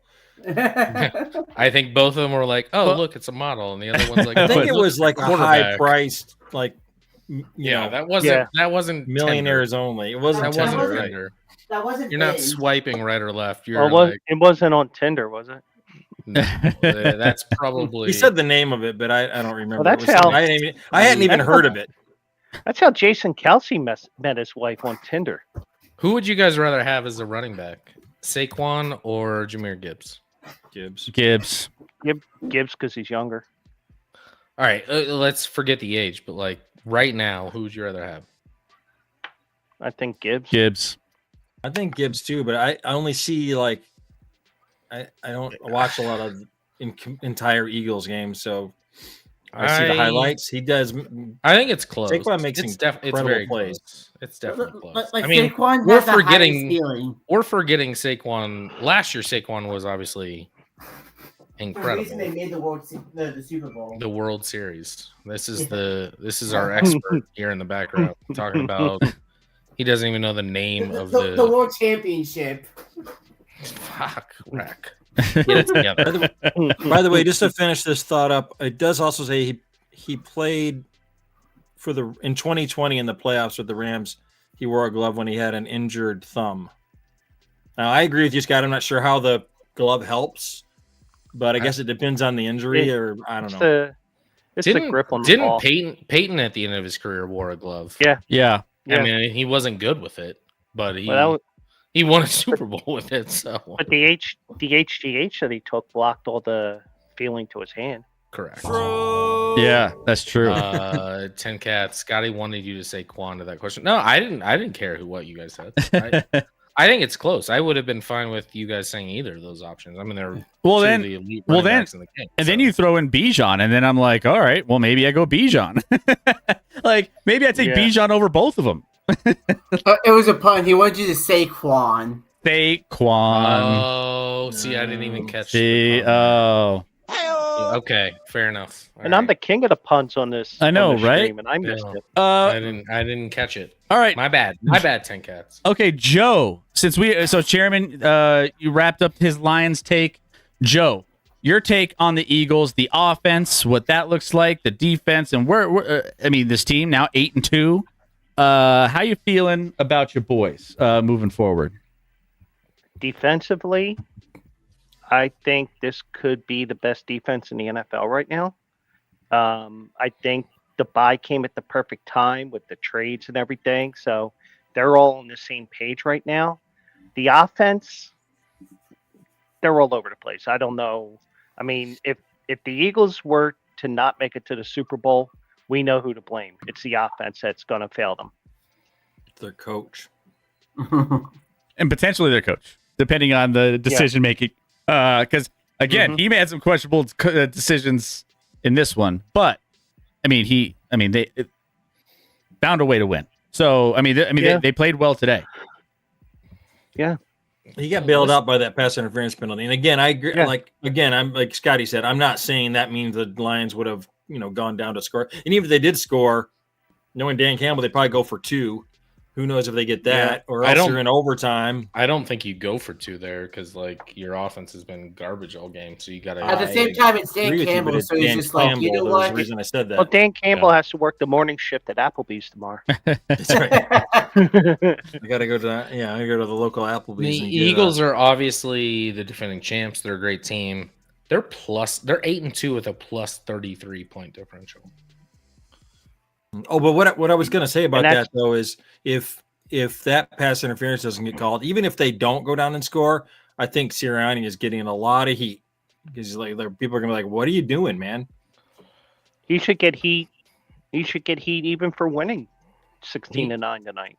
He should get heat if they win a Super Bowl. Quite frankly, because he's the worst.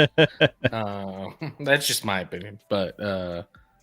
Fuck! You need someone to rep Matt Stafford next week. I'm just watching. The Eagles are 8-2 at plus 33. My Chiefs are 5-5 plus 73 in point differential. Sucks. Yeah, sucks. and the Eagles are weighed down by that loss to the Giants.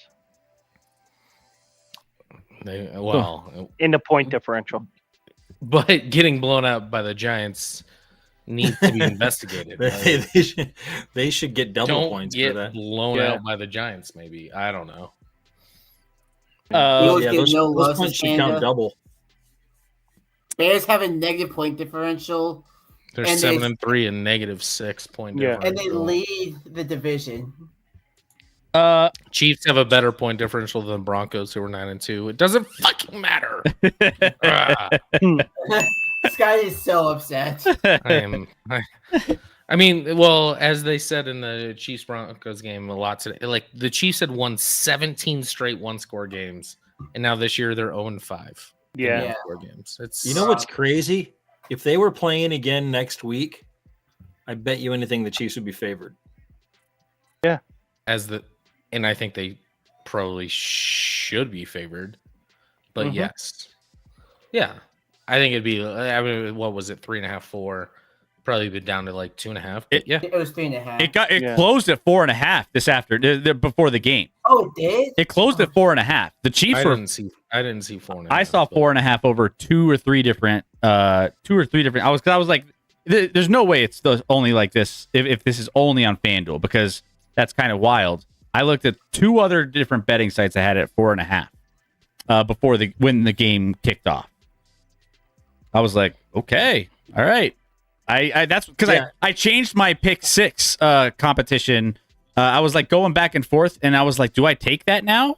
I mean, it's going that direction. Do I take Chiefs minus 3.5? And then I was like, no, I'm gonna stay off it because I'm getting an extra point of value. Should I do it? I stayed off it. So that being said, I think we should recap these other games. I wasn't saying it shouldn't be that way. I was just saying because I'd probably still take the Chiefs, to be honest. Yeah. But it's just crazy. Their record's 3.5 games, 3.5 game lead on them now. 4.5. Yes. I mean, ESPN and the Broncos don't have a tough schedule, so the Broncos should win the AFC West. Yeah. Yeah. ESPN bet did have it as Kansas City favored by 4.5. ESPN bet's going out of business. That doesn't. I was gonna say, does that exist?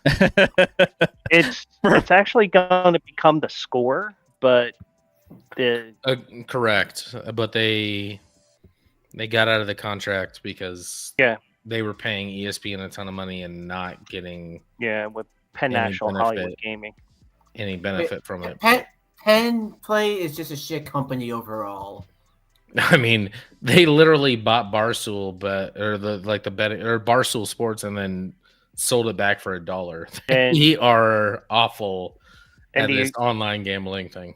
Yeah. And I can tell you from being the horse racing guy that the original business, Penn National, it's a horrible racetrack.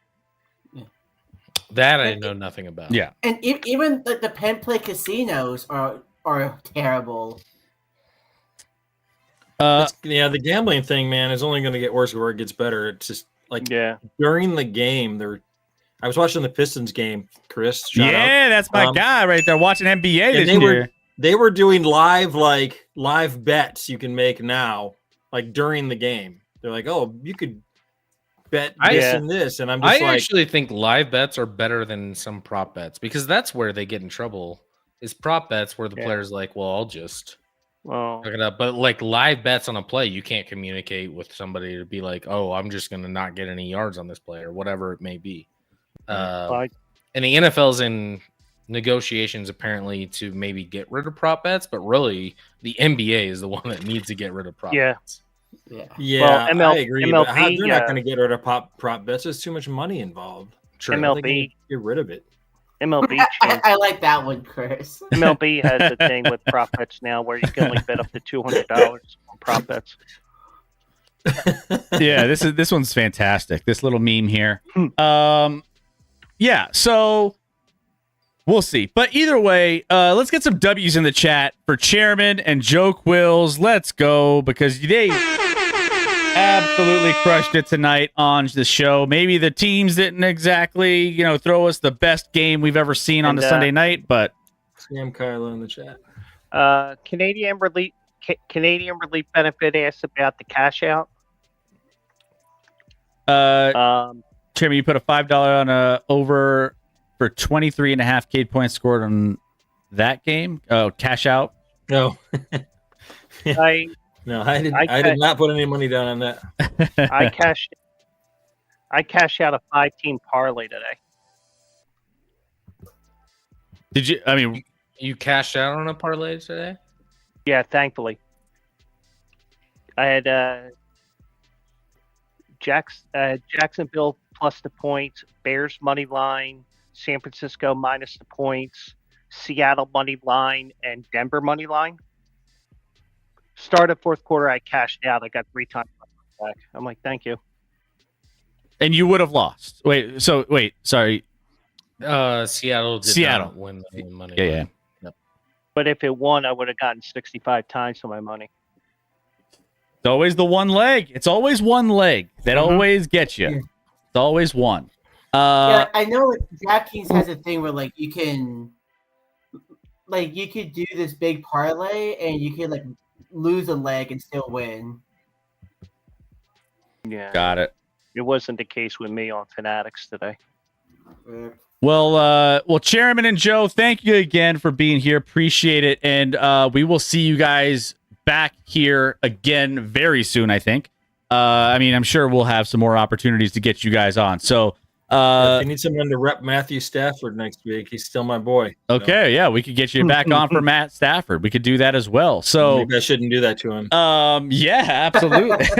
Maybe we take the other side. Maybe that affects the line of the game. We'll see.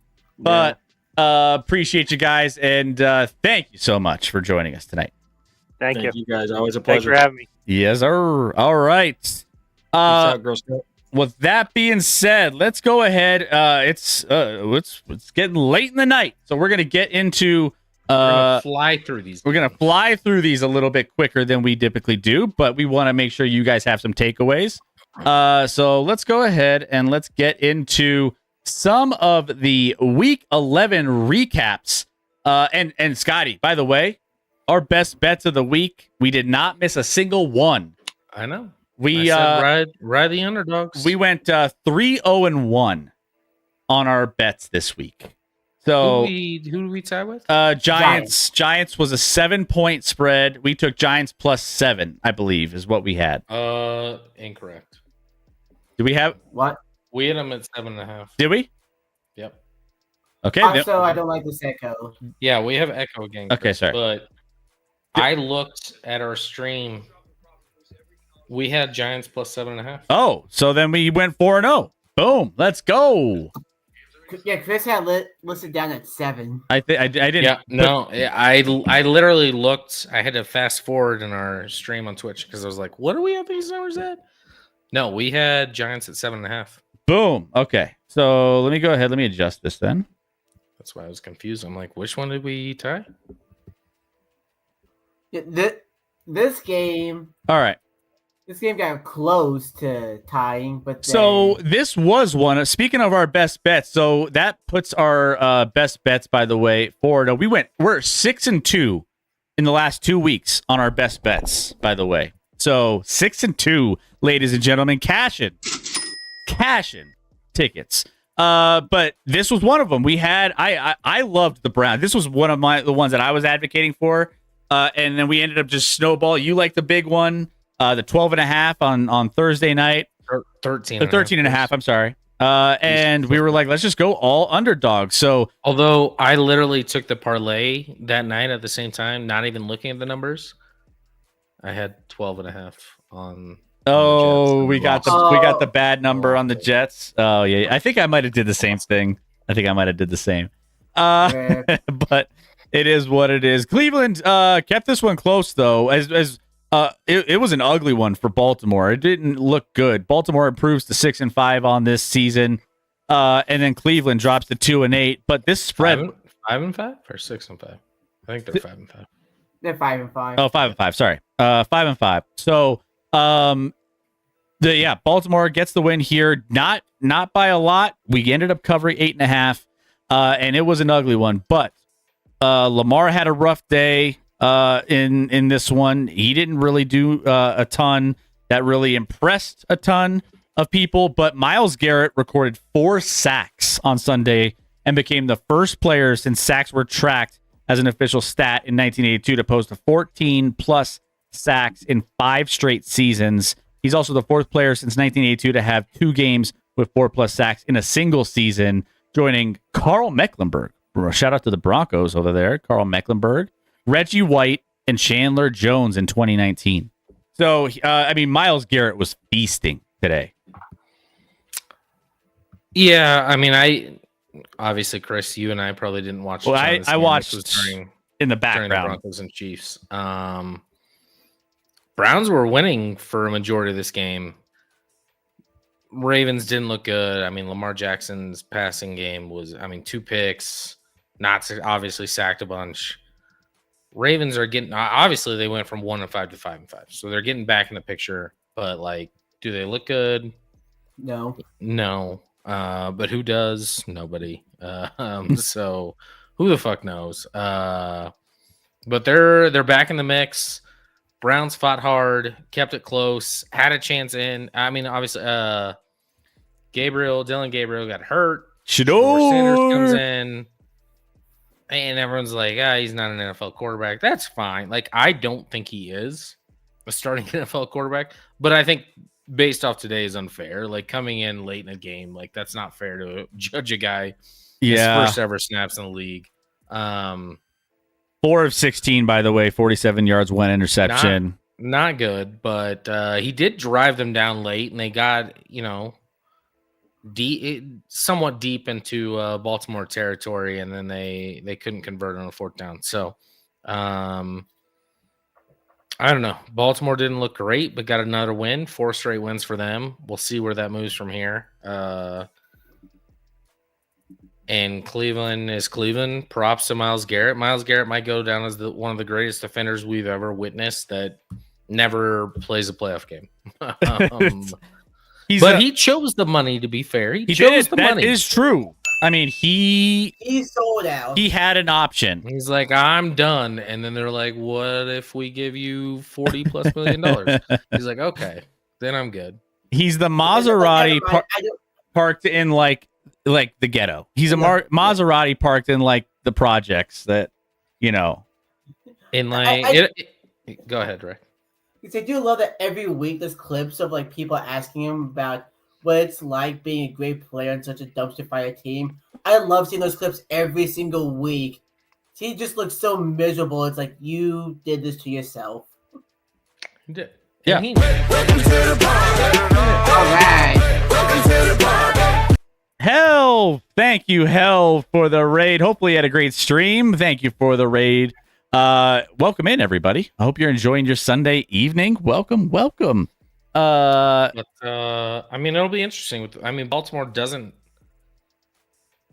They play Jets, Bengals, Steelers, Bengals, Patriots, Packers, Steelers. Like, all of those are winnable. I mean, obviously the Patriots and Packers are pretty good. Steelers are 2 against the Steelers will be fast, and 2 against the Bengals. So, like, all of it will come down to all of that and where they land in the playoff picture. But at 5-5, they're back in the mix. So we'll see if they can get in there and then prove everyone wrong, like me, with Lamar never winning a Super Bowl. Go give Help a follow. Yeah, I think. Browns obviously. I've said this too. There's certain teams that have home and road splits. The Browns defense plays so much better at home than on the road. So the fact that this was an 8.5-point spread against a division rival here, felt really good about it. We ended up covering. So shout out to us for being right. Shout out to us for being right. Shout out to us. I want to thank us for giving out the best advice we ever give out, going 4-0 on our picks this week. I want to thank us for putting in all the work to help you guys win money. The big dogs. I want to thank. I was like, let's go. I want to thank us, Scotty, for just being the best. All right. Anyways, that's enough. So Ravens. That's enough self-glaze. There we go. Let's talk about Panthers and Falcons for 5 seconds. We don't need to spend too much time here, but it was kind of a crazy game. Went into overtime. So this was, by the way, a career game for Bryce Young. 448 yards in this one, and 2 key late drives to get the Panthers to a season sweep over the Falcons. He was, by the way, he got hurt on the second drive of this game, then ended up going with Andy Dalton, who was preparing to get in, but then Bryce Young didn't miss a snap at all. He came in, completed 31 of his 45 passes for 3 touchdowns as well. This was a Bryce Young vintage game. I don't know if vintage is the right word because hasn't done this in very long. Yeah, I wouldn't say anything is vintage unless it's bad. But it was 448 passing yards was not only a career high, but also the best in franchise history, topping Cam Newton's 432-yard game in his second career outing in 2011. Yeah, it was a fun game. The Patriots, the Falcons jumped on them early. I think it was like 21-6. I remember because my son has Bijan and Drake London on his team, so he was watching that game closely on his fantasy team. So first half was all Falcons, second half was all Panthers. Falcons add a field goal at the very end to take it to overtime. Penix did go out, so that was the Kirk Cousins show down the stretch. Kurt Cousins, yes. Kurt's Cousins, sorry. Yeah. And credits to the Panthers for granting out a win. They're somehow now, what are they, 6-5? Yeah. 1 week they look like the worst. The next week they look like maybe are they good? Last week they lost. They put up 7 against the Saints, and then this week they beat the Falcons again. So can't really figure them out. They'll be in the mix for the playoffs. I don't think they'll make the playoffs, and I don't think they're ready to make the playoffs, but credits to them for getting better at least. And maybe Bryce Young is a legitimate option moving forward. You hope that with a number 1 pick, but there's been some trying times where they benched him, did all these things. They're eventually going to have to figure it out because he's in year 3, I believe now. Got to get moving. Got to get moving on him. So after next year, they got to make a choice on the 5th-year option. Actually, before this year, they have to make a choice on the 5th-year option, which they probably will accept. But then you got to start paying the guy, and then do you pay Bryce Young? We'll see, but he's making strides. 448 is a pretty good number, Chris. Also, diamond in the rough, Ted McMillan 130 yards, 2 touchdowns. He's been throwing. I mean, he's been a baller. I wouldn't refer to a first round A top pick 10 pick. as a diamond in the rough, but sure. Well, But I mean, speaking of guys like that, how's your boy doing? which boy? Your boy on Carolina. Oh, yeah, he's out there. I mean, He exists. Actually, he had a good game today. he had a decent game today, but Everyone had a good game. If you throw for 448, the wide receiver. everyone's eating. But I feel like Ted McMillan came in. We were all like, oh, he doesn't watch game tape. Oh, he's kind of questionable. He's talented, but is he gonna prioritize? You didn't like his love of the game. Yeah, his love of the game. I mean, and now the pure skill and talent that he has is showing out. So, you'll take that all day, every day. So shout out to the Panthers. Falcons looking rough, by the way. Drake London got hurt late in that game. We'll Still see could if be that's evaluated. serious. I hope not, because he's on my son's fantasy team. But the Falcons are like 3-7 and probably should be at worst 5-5. But they They're lose the games. Falcons. They They lose Falcon games. They lose Falcon games. games the same way that LA Well, Chargers games. It's an artwork with them how they lose games. And maybe by diamond in the rough, I meant a diamond is Tet and the Carolina Panthers is the rough. So maybe that's how I was framing that whole thing. Maybe. Uh, he says. So there you go. Ted hasn't been talked about much. Yeah, no one really says much about him. It's because he's in Carolina, so that's why. Tet's real. Ted's real. He's not fake. He's not fake. That's for sure. If anybody's a diamond in the rough, it's Rico Dowdle. So yeah, crazy. Let's move on to the next one. Bears and Vikings. Number 9 is here. Bears and Vikings. This came down to a final little part of the game that ended up getting the Bears to 7-3 after a 19-17 win. Came through in the clutch once more to beat the Vikings. The Bears have now won 5 games this season in which they have come back in the final 2 minutes.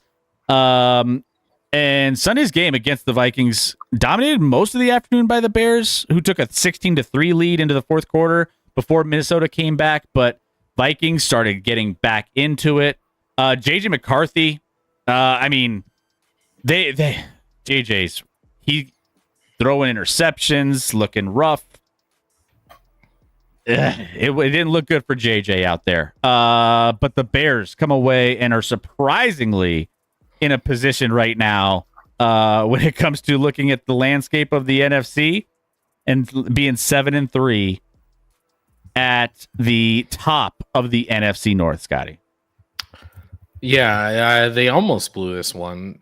They've won a lot of close games. This one, they were in control, as you said, and then gave up a couple touchdowns. This almost looked like week 1 where they were in control against the Vikings. Vikings came back in the fourth quarter, won that game. Vikings did it again, and then it was all the kickoff return after the Vikings took the lead with 50 seconds to go. The last drive for the Bears was 9 yards, and they got a game-winning field goal. So, clutch kickoff return for them that set them up in good position, and then they got a 48-yard field goal from Cairo Santos, who had missed one earlier in the game. So, wasn't automatic, but got it done, and the Bears are 7-3. No one believes in them, but they're 7-3. Yeah. Also, in that note, the Vikings' first touchdown was set up by a great punt return that went just outside the red zone.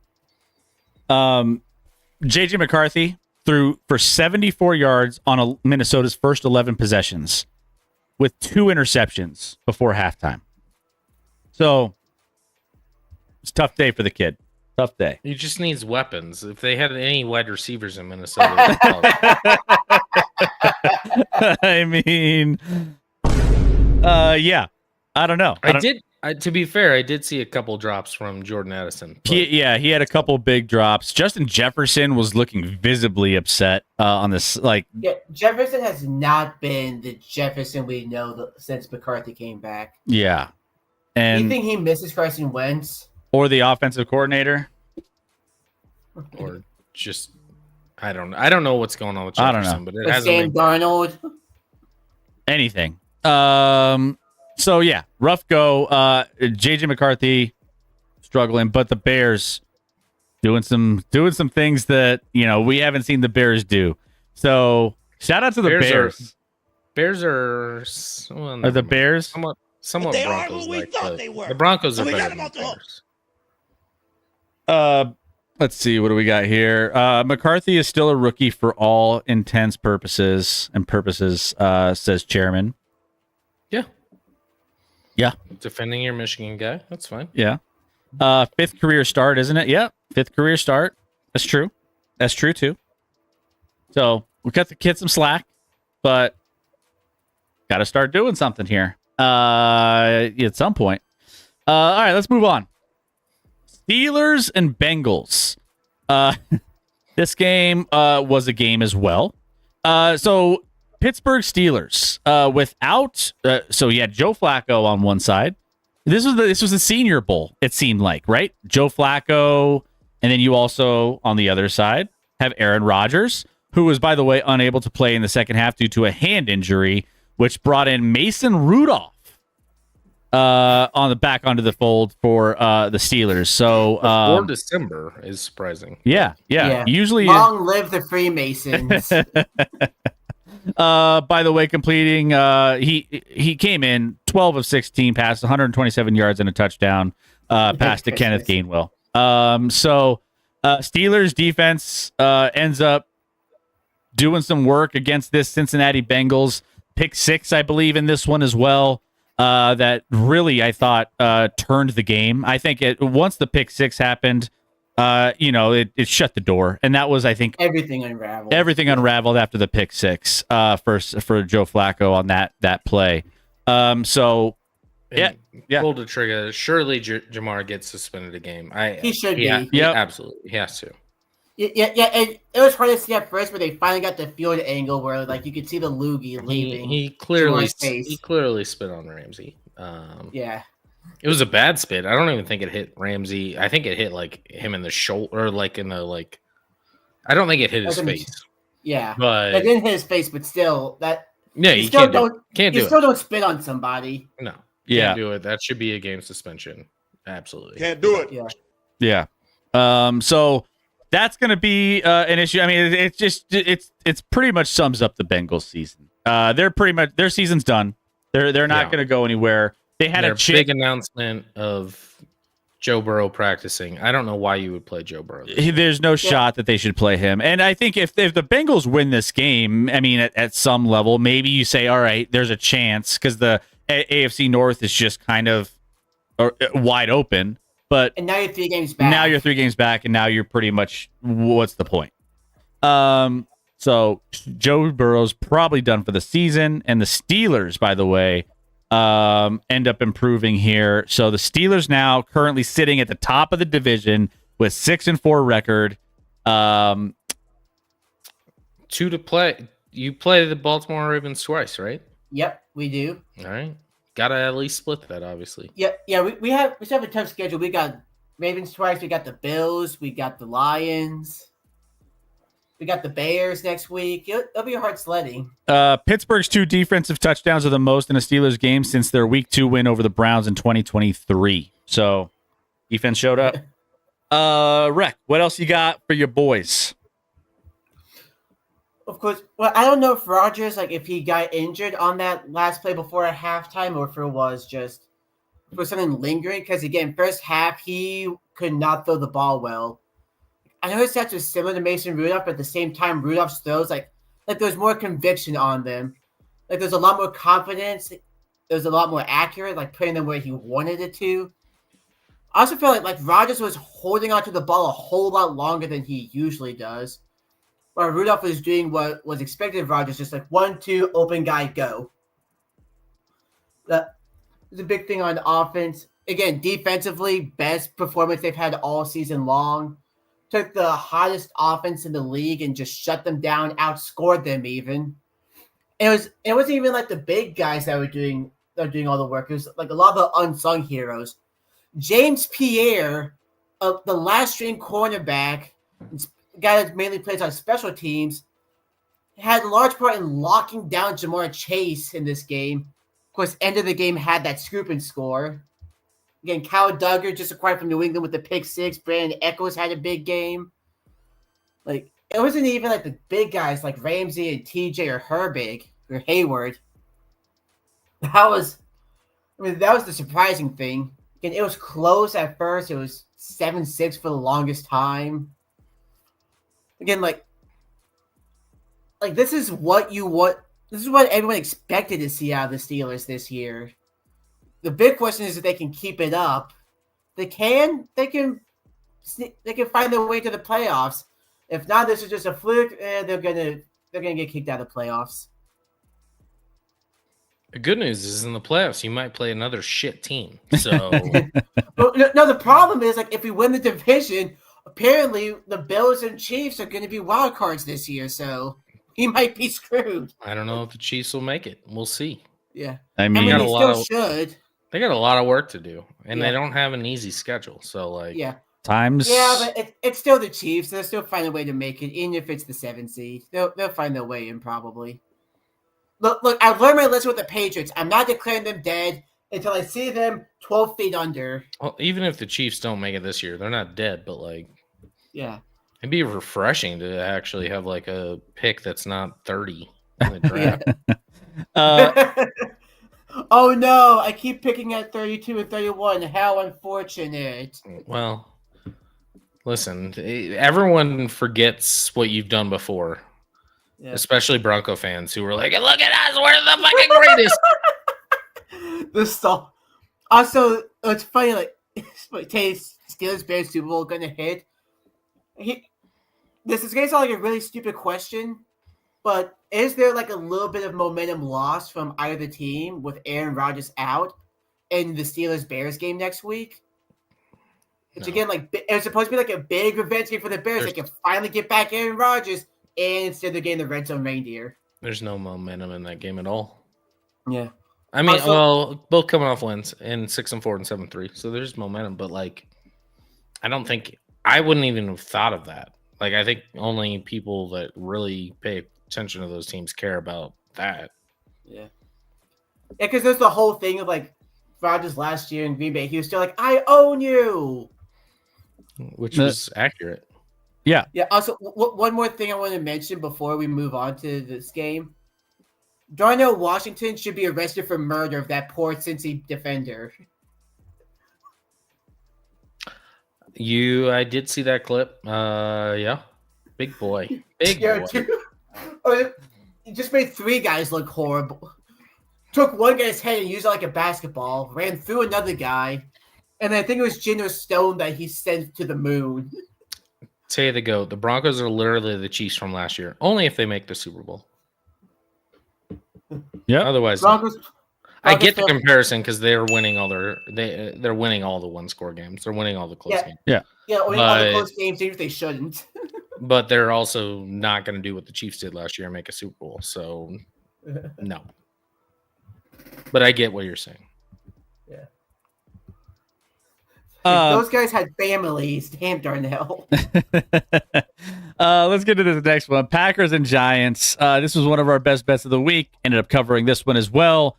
Packers survive in New York. We got Christian Watson. A couple touchdowns that were big plays.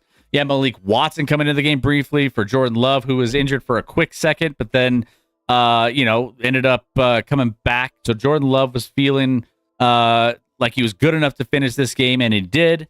But yes, the Packers end up actually pulling this one off in this weirdly competitive game, even though we saw it coming. Again, I'm waiting for the Packers to just like separate themselves, and they still can't figure out ways to separate themselves. So they just keep playing down to competition. But Packers defense playing well. Packers have now allowed 20 or fewer points in 7 of their first 10 games of 2025. First time Green Bay has done so in 7 or more of their first 10 games since 2010 when they won the Super Bowl.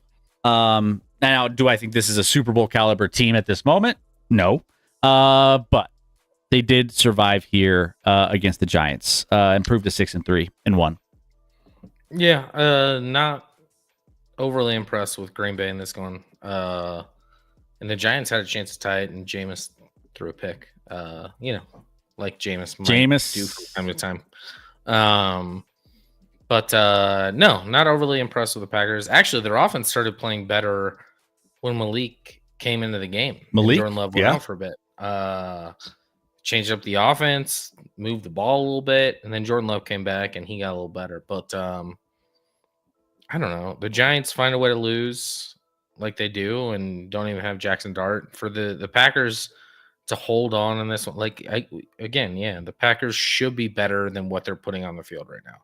Like roster-wise, I'm like, the Packers should be good. Not to say they're not good, but like they got to start playing better football. Yeah, agreed.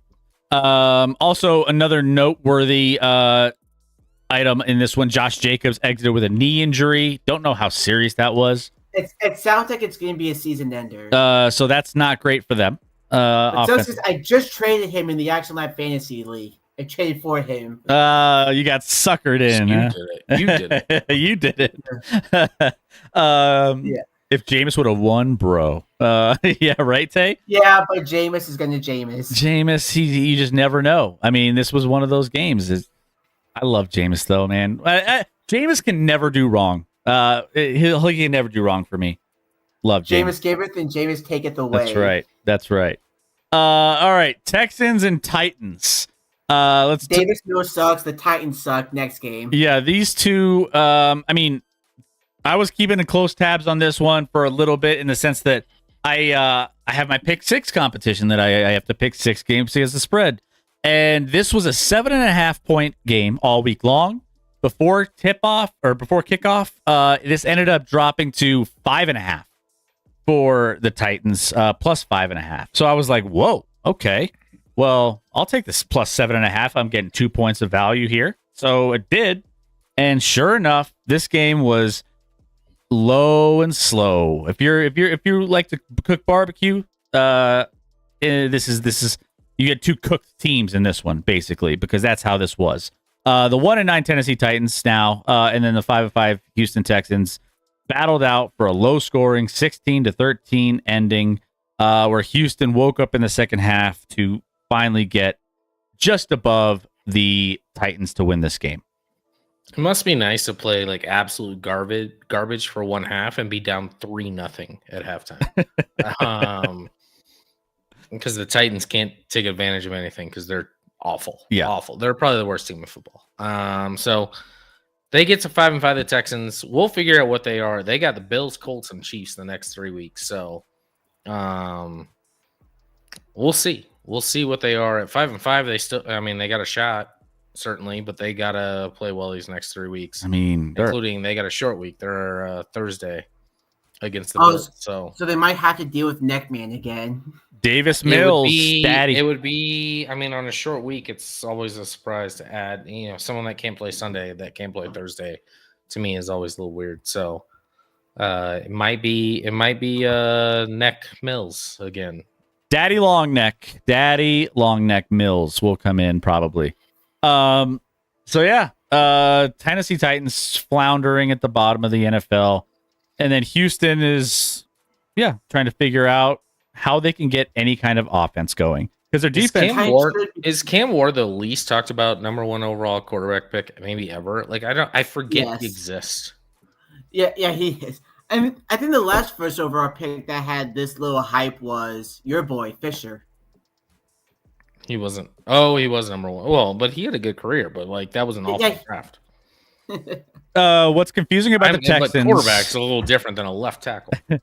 What's confusing about the Texans is they spent all the money on the defense, but spent nothing there on the O-line. LOL. Yeah, they traded away. They got rid of dudes. They got rid of dudes, which makes zero sense. Do they still have Kendrick Green there? Like he's good or something?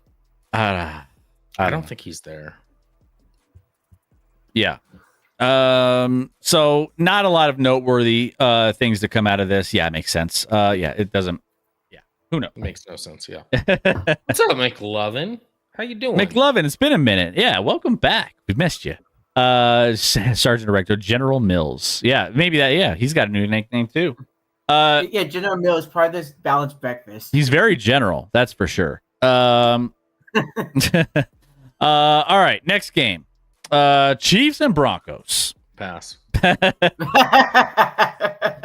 I mean, I'd like to spend a couple minutes. We'll talk about it a little bit. This show's run long, so let's move on.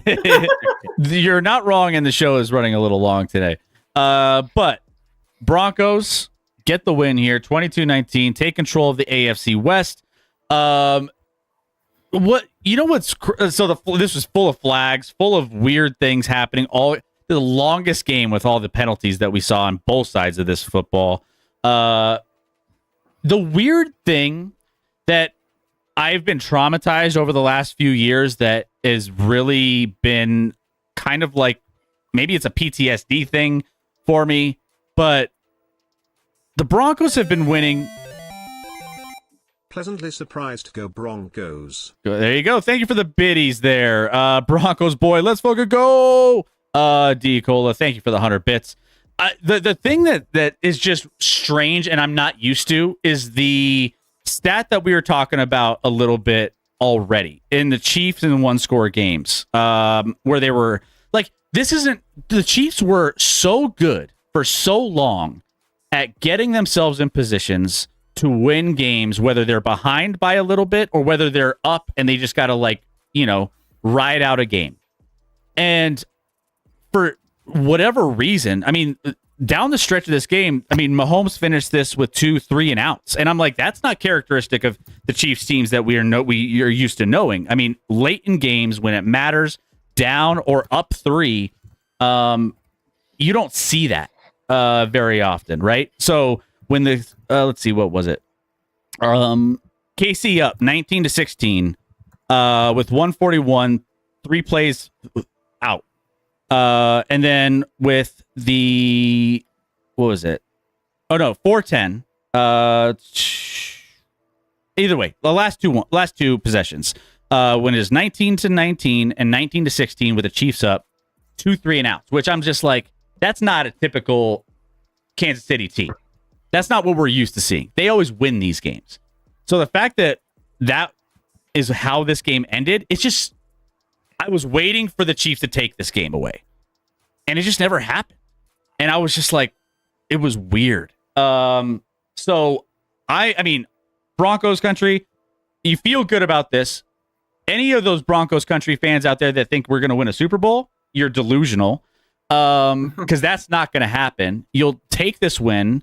And I mean, the Broncos defense played really, really well today. They got a couple big plays on Mahomes, including an interception late in the game as well. So they played well. They got a lot of pressure. They got some sacks that really took the wind out of the sails for KC at a couple drives in these games. So Broncos got the win. They have a lot to work on. You feel good about them going into the bye week at 9-2. Chargers also lost, so that's also a nice benefit as well. And you can get healthier because you got a couple guys who are on the upswing when it comes to getting healthy. But you'll take it. You'll take it as a Denver Broncos fan. We're not used to this over the last few years, and this was a big win. Also, McLovin in the chat. Bo Nix actually didn't need the defense to win in this game. He looked good. He looked better at times in the second half. I think there were still weird plays calling out to the flats and bad situations, and they threw the flat a little, way less than they normally do. Yeah. I think maybe they opened up the playbook a little bit more here. I will literally never forget when it was tied that last drive, and the Broncos had 3rd and 15, and we have a genius blitzing defensive coordinator who against Bo Nix, where if you apply pressure immediately, punt. It's a punt. It's a punt. And we sent 3, sat guys back. He stepped up in the pocket, found a wide open Cortland Sutton, and it blew my mind. That's how the Chiefs decided to play that play. I thought the Chiefs play calling on both sides of the ball was very poor in this game. maybe even more so offensively. I thought they would struggle offensively. I feel like Denver of all teams has a number on how to take away. Vance Joseph and that defense has a way of taking away. Now, granted, I feel like the play calling for the Chiefs is getting pretty stale. If I see, I mean, Xavier Worthy 95% of the time is just running a fucking slant route, like a crossing route 5 yards down the field. I'm like, well, it's pretty predictable. Maybe we do something different.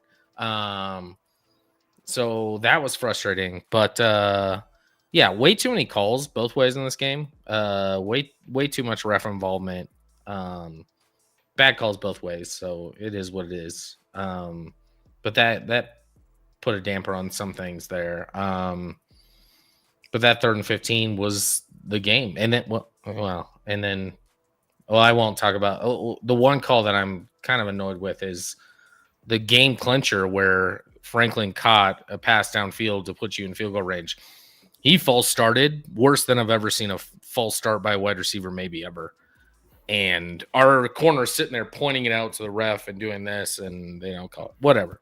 It is what it is. They probably would have got the first down because our defense, I think the Chiefs defense is wildly overrated. They don't give up a ton of points because they don't have a ton of possessions, because in general, our offense keeps the ball for a long time. Our defense isn't good enough right now. It has to get better.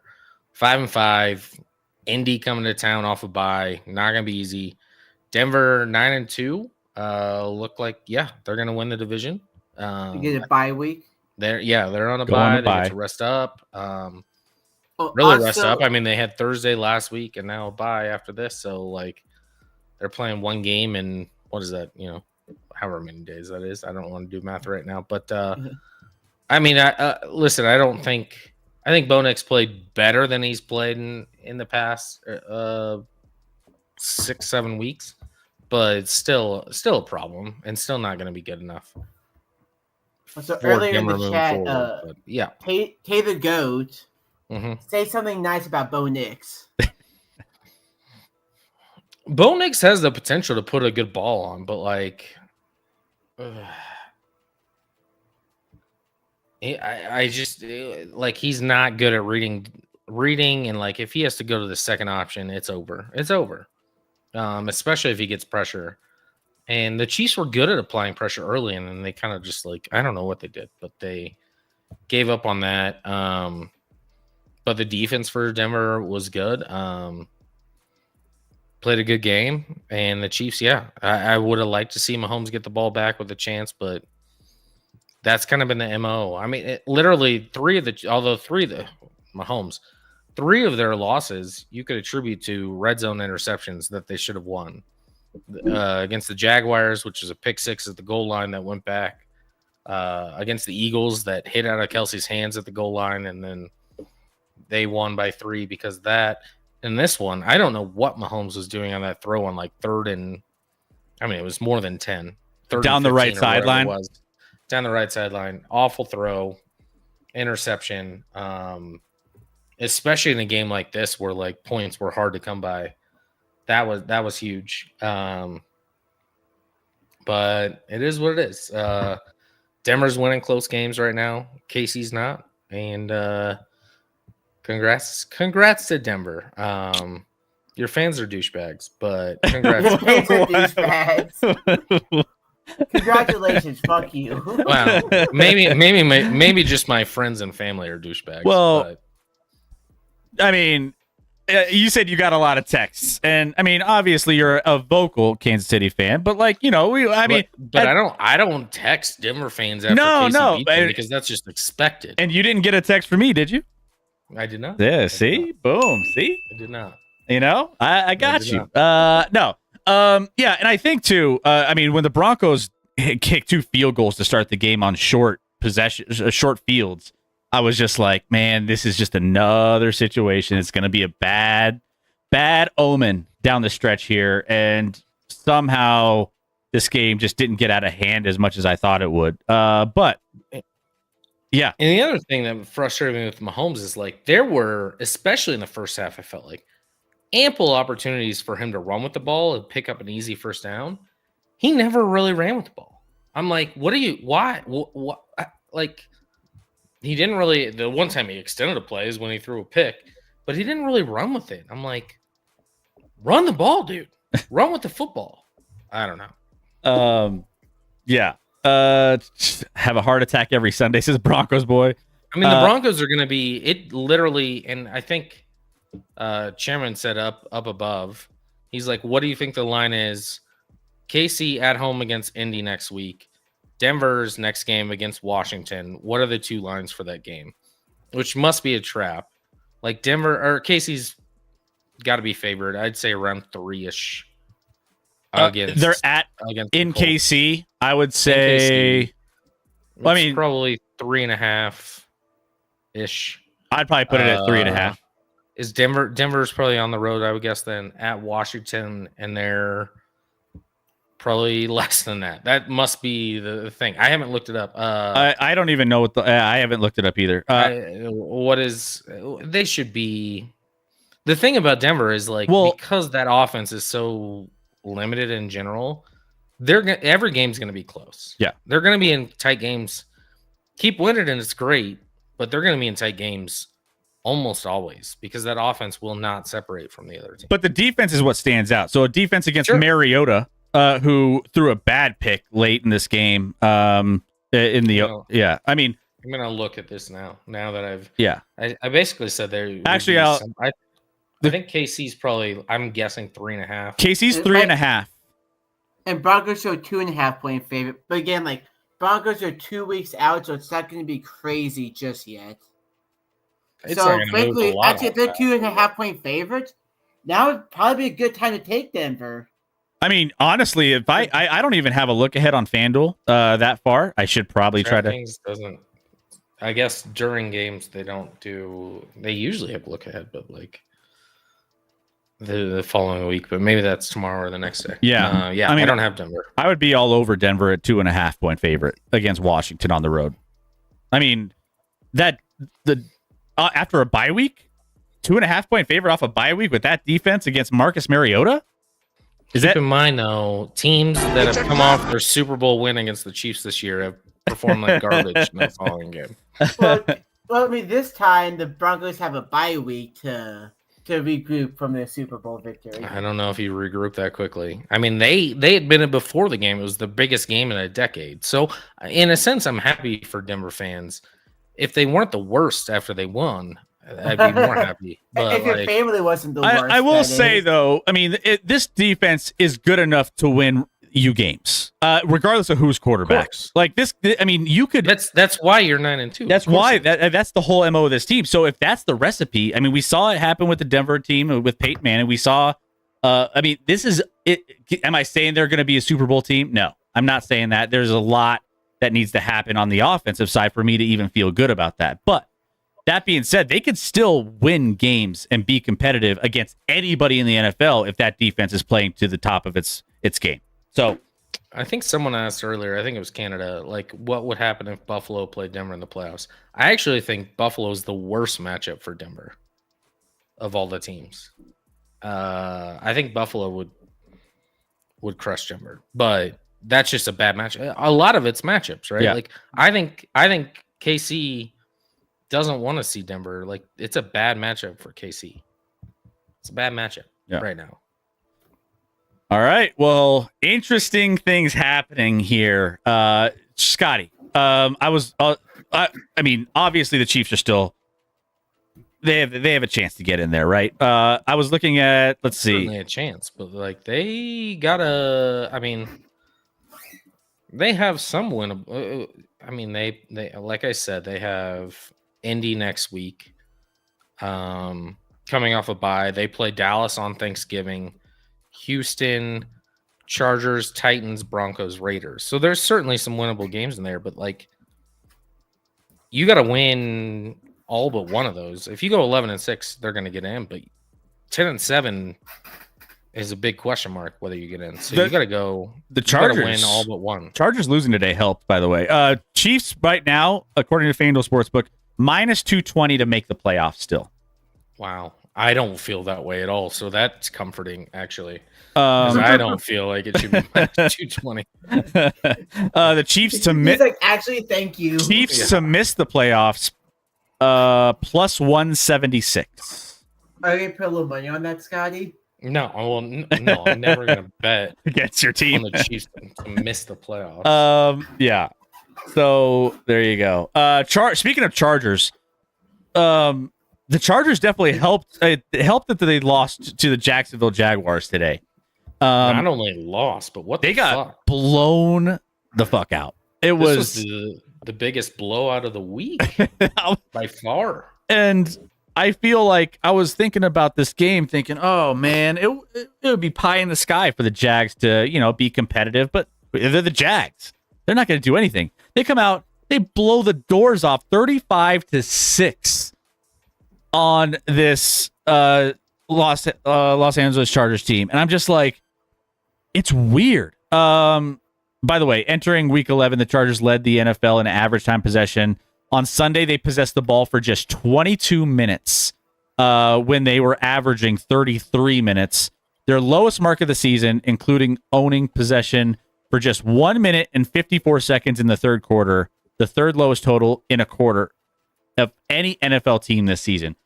I'm just like, this is a Justin Herbert, run the ball, maintain possession kind of offense. I'm wondering, Herbert took a shot at the end of the first half that would have left me dead. And he came back and played in the second half, but it was, he got blown up. He does that though. He comes back and plays, and when he gets, they were literally talking to him on the sideline going into the second half. Like, are you good? Are you good? And he said he was, but I don't know if he is. How many fingers am I holding up? Purple. I don't know. I don't even know if it was concussion. It would have been more like ribs or back or something. He got lifted and thrown to the ground, pile drove to the ground. And in a way, again, I would have been deceased. So I don't think it was head related, but it looked painful. And then they didn't score in the second half, so I don't know if there's anything to it. He played. Trey Lance did play in this. I don't know how many times he played, but I know he was in the game. Eventually? Yeah. Maybe because they were down 35-6. Always a possibility. I know Herbert came in after that hit in their next possession, which was after halftime. But yikes. So Chargers... obviously they're missing both their tackles, and that's huge.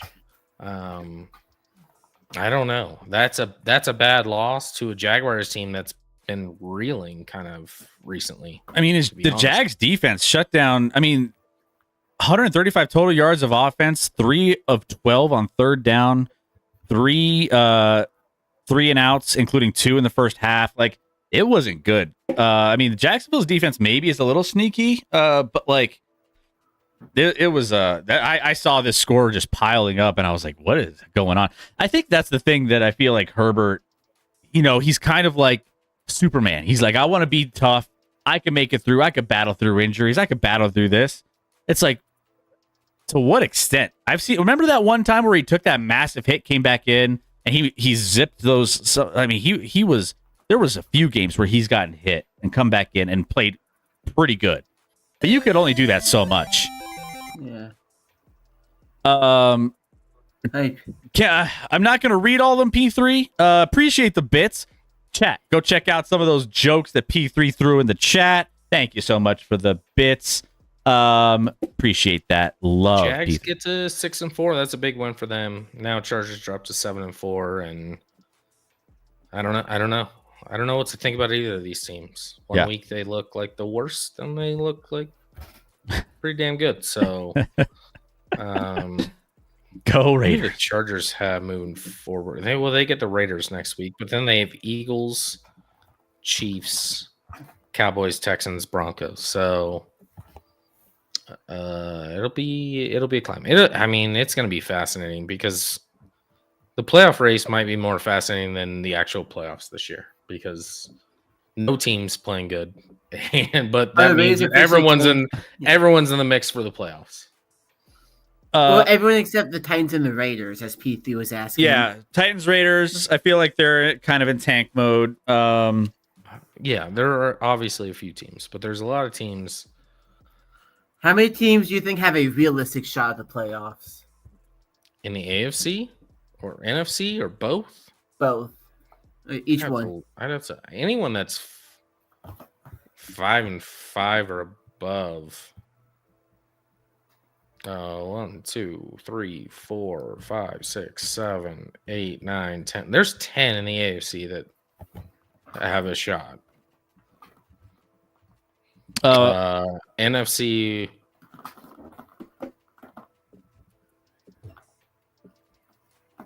Maybe 9 in the or NFC. 9. 9 for 7 and 10 for 7 in the AFC. By the way, what's the over under on Broncos breaking the sack record, or rather the line? So what's the sack record? What is it? Is it like 70, 72? I think I heard someone say 72. Where are the Broncos at now? Maybe you can go for Fernando Mendoza. The problem with that is that the Jets and Browns have so much draft capital where 46. We got a long way to go. If they want the number 1 overall pick, they can just get it. Even if they don't actually. Yeah, I don't think it's 72 and they're at 46, so that would be a lot. That would take a lot with what are they? They're 11 games in, so yeah, they got some work to do. That's gonna be a tough hill to climb for that sack record. They may not have anything to play for in their last week of the season, Chris. We'll see. Possibly. That's a crazy thing to say about the Denver Broncos. That's a wild thing. All right, let's get to the Jets and the Patriots here. Another best bet of the week, 13.5. Let's go. Cash in it. We went 4-0, by the way, guys, if you guys are just joining us this week. So ride that train, baby. Let's go. Thank you for the bits, P3. You get the Simpson joke, Mendoza. Apparently, you don't get the joke. I don't. I wasn't a big Simpsons watcher. Jets and Patriots. Jets. We kind of knew what we were getting into with the Jets in this Thursday night game. The spread was large, and we were like, okay, this seems like a team that is most likely going to lose this game. It's just by a matter of how much and what they're going to look like doing it. And it kind of ended up being what we expected, Scotty, in the grand scheme of things. Yeah, it was a Thursday night game. They held tough for a while. Patriots separated late, but kept it to 13. Drake May's the GOAT. Way overhyped. I mean, they have not. I think the only team they've beaten record is the Bills. Thank you, Brendan. Well, the Bucks, but what are the Bucks? Are the Bucks even? What are they? 6-? No, they're 7-4 right now. I'm happy. I'm not. No, I'm not actually happy. The Patriots are much improved. They're going to make the playoffs. They're not going to be a threat this year. They're just not. That roster's not good enough. I'm sorry. I don't know what else to say. It's just not happening. Then again, I'm eliminating everyone in the AFC. So yeah, exactly. It's like nobody's good in the AFC. I don't think anyone is in the AFC. At least the Rams are like. Even the Seahawks are. I mean, they lost the Rams, but at least there are some teams that are playing good football over on that side. And the Eagles are playing better and better. But like the AFC, gross right now. Gross football. Yeah, the Jets, they're still floundering on the bottom, 2-8. I mean, there's a lot of teams that are just They sold. They sold, yeah. They sold. You might as well get a better draft pick. Don't win games. They don't need them. Don't win games. You have draft capital, but you might as well improve your pick. Yeah. So Jets, not good. And then, yeah, the Patriots, I think it's just like, when's the next measuring stick for them? If you're looking at the Patriots schedule, and we've talked about the Patriots schedule ad nauseum, how their schedule is so easy. But like, if I'm looking at the rest of their schedule, I think the big benchmark is going to be that second matchup against Buffalo. You got Baltimore. Who knows? Buffalo and Baltimore, but the rest are yeah. So it's the softest schedule in the NFL this year, and it's not close. It's not close. And so those are the only two. Like even next week against, or the next 2 weeks against, or the next games against Cincinnati, at Cincinnati, and New York. New York might be a frisky team, but still they should win that game too. Cincy probably without Chase. I mean, you have to really think to yourself, those Buffalo and Baltimore games are going to be the ones that are really going to tell us what we need to know about the New England Patriots. I mean, they lost to the Raiders and Steelers. Those teams aren't even good. Yeah. That's how weak their schedule is. Like, they haven't had to play. I mean, I know they beat the Bills on Sunday night. We watched the game. I mean, it was great, but like, I don't think and then their other win is against the Bucks, but I'm not sure the Bucks are. I don't think the Bucks are that good, especially defensively. Drake May has some talent, but I think it's being wildly overrated right now. Yeah. To put him in the MVP mix, he's not close to that for me, but like, he's good. He's played great. Don't get me wrong, but like, come on, let's be serious. Yeah. I think we have a couple weeks, and we're gonna the Patriots talk is gonna continue for the next couple weeks, like I said. So we'll see. I'm curious to look at those games ahead. But yeah, shout out to Brendan for the raid. Go give Brendan a follow if you haven't already. Thank you, Brendan, for the raid. Hey, I feel a hater. I don't hate on Drake May. I said he has the potential to be the best quarterback from that draft last year, which is a really good quarterback draft. But he's not the MVP of the league. Like, that's insane. He's second in odds right now behind Matthew Stafford. Matthew Stafford's plus 170. Drake May's plus 200. I mean, at this point, Stafford as MVP makes a lot of sense. I mean, Matt Stafford should, if things continue, Matt Stafford should be the MVP of the league. That'd be a nice, like, switch up. He hasn't obviously won one or been that close to one, so it'd be nice for Matt Stafford with the career he's had to pull one out. But Scotty hating on sophomore QBs leading their divisions. That's a very unique. It's very unique. Well, Drake May's far superior to Bo Nix, so let's not get it. And Caleb Williams. And Caleb, yeah, you got some weird. Caleb Williams isn't that good. I'll say it right now. Another one. There you go. Yeah. I'll say it right now. What do you want me to say? Another one.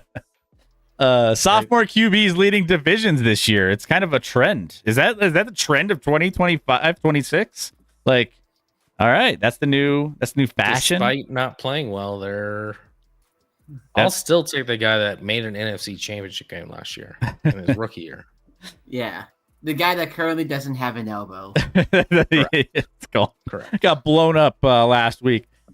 Speaking of two teams that are doing some nice things, we got the Seahawks and the Rams, which was the game of the week in regard to just these are two top teams playing at the best right now across the NFL. You could take a look at what they're doing, and they're playing some really, really good football. That being said, the Rams end up getting the win here against the Seattle Seahawks in a close one. Rams defense interrupts Sam Darnold 4 times and fends off the comeback. And I mean, this was kind of a grindy game. It could have gone either way given the circumstances of some of the turnovers. Rams are 8-2 or better to start the season for the first time since 2018. The 2018 Rams started 9-1, finished 13-3, lost the Super Bowl against New England. The Rams have appeared in the Super Bowl in 3 of the previous 4 seasons. They started 8-2 or better. So yeah, this is kind of reminiscent of some of those seasons that they've really put it on. But Rams offense kind of sputtered a little bit as well against the Seahawks defense. So yeah, this was, I mean, it was an entertaining game though. Your MVP frontrunner threw for 130 yards today. I come away from this game a little different. I think the Rams in the playoffs will be dangerous because they're always better in the playoffs, and McVay's a great coach. I still think Seattle, I mean, Darnold threw 4 picks on the road against the best, arguably the best team in the NFC, and they lost by 2, and they settled for a shit ton of field goals. Like, To me, that's more convincing of like Seattle as a team than it is the Rams, to be honest. Rams got the win and good work, but like, and maybe Darnold does that again where he throws 4 picks. But to win the turnover battle by 3 at home and only take care of business by 2, I came away weirdly more impressed with Seattle than I did with Rams in this game. Defenses are kind of taking over the NFL this year, right? I mean, I feel like some of these defenses are kind of, I mean, it's all about. Is it good defense or bad offense? I can't decide. I don't know. I don't know. Option C, yes. It could be both. I mean, the NFL is just, maybe it's a down kind of, maybe all the offense went straight to the NBA or something, because defenses have been kind of the story in a lot of these games. A lot of really, I mean, between these two teams, defensive minded battle. Instead of getting a big, like Tay saying, hoping for a shootout, you get a close defensive game where there's a lot of turnovers and a lot of key plays from the defensive side of the football. It's just a different style of game. And it looked early like the Rams are going to roll. They were up like 14-3 early, and then they kind of got shut down the rest of the game.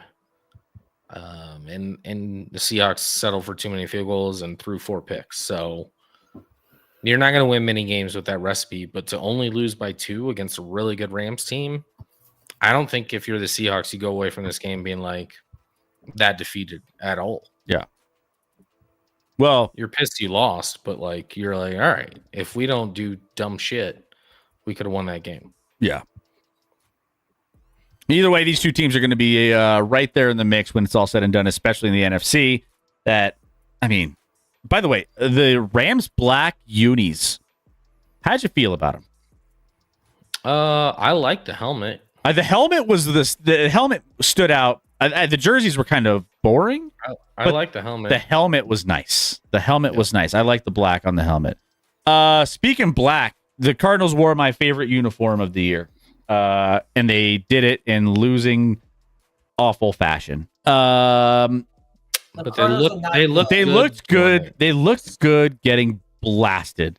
Cardinals wore all blacks. The black helmet with the black with the Cardinal was it's a masterpiece. It's one of my favorite uniforms in the NFL by far. And it didn't really do them much good today because they got blown out by the 49ers.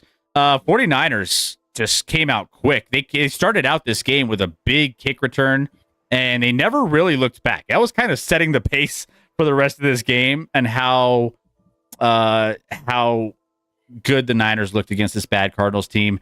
Niners offense, including Brock Purdy back in the mix, Scotty, in this one. And yeah, this was just a one-sided victory for the San Francisco 49ers. Yeah, I mean, they got out early.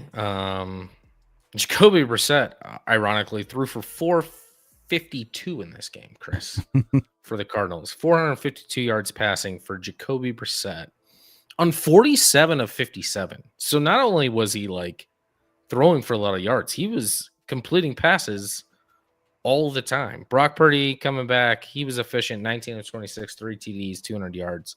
And they were up big at half, so like some of those stats are obviously skewed. Little padded. 35-6 at half. Yeah. Yeah. So some of that's certainly skewed. Arizona, 17 penalties in this one, Chris. They had like that's 12 why in the first half. It's 12 in the first half. The penalties were 17-1. I did not watch a ton of this game, Chris, but like I don't know. I like, how can that happen? How can one team get 17 of the 18 penalties in the game? It was kind of a crazy stat. It's just not a great look. Regardless, and maybe they're good calls. I have no idea. Like I said, there was one where the Cardinals had a 70-yard touchdown run that was called back, but I was watching a red zone, so they went away before I saw if it was actually holding or not. But because of that, they threw for 452, but their leading rusher had 24. That seems like a problem. But it's just weird, bizarre. Brock Purdy comes back. He's efficient. The Niners know how to win football games. The Cardinals don't know how to win football games, so this is pretty much a staple. Yards didn't matter in this one because the Niners took care of business in the first half and won the turnover battle 3-0. So, and in the penalty battle 17-1. At this point, the Cardinals have 2 players. They have Trey McBride, and they have Josh Sweat. I would actually be curious if number of penalty discrepancies from one team to the other, if this was the largest discrepancy in NFL history. I bet it is. I mean, it's a massive. I don't know how easy that is to Google, but like a discrepancy of 16 has to be the largest ever. Google it, Rick. See what you can find out. So look at the NFC West. Rams 8-2, Seahawks 7-3, San Francisco 7-4. So you got some teams that are battling it out in the NFC West. I mean, well, I still don't think the Niners just have too many injuries to be a real threat this year. Well, we keep saying that, and they keep winning games. Well, they lost badly last week to another one of those teams. Yeah, so, the Rams. So they beat a bad Cardinals team. They got Brock Purdy back. Brock Purdy's fine, and maybe he's a slight upgrade from Mac Jones, but it's not going to save your season. In the playoffs, they're just not going to be good enough. They're just missing too many guys. Seattle and LA are the 2 better teams in that division, but San Francisco's hanging. We'll see if they could keep it up. All right, let's get to the Bucks and the Bills. If you wanted scoring, if you wanted like a ton of just back and forth and just all sorts of weird things happening, you had this game where scoring was definitely everyone was having some scoring in this game. 44-32, Bills end up winning. I mean, this was kind of like back and forth all game long where, the Tampa Bay would come back and score and then take a small lead. And then they would all of a sudden the Bills would dig themselves in a hole, and then they would come back and they would take the lead. And then it kind of went back and forth throughout the game. So finally, at the end, Allen ends up finishing with a 6-touchdown day.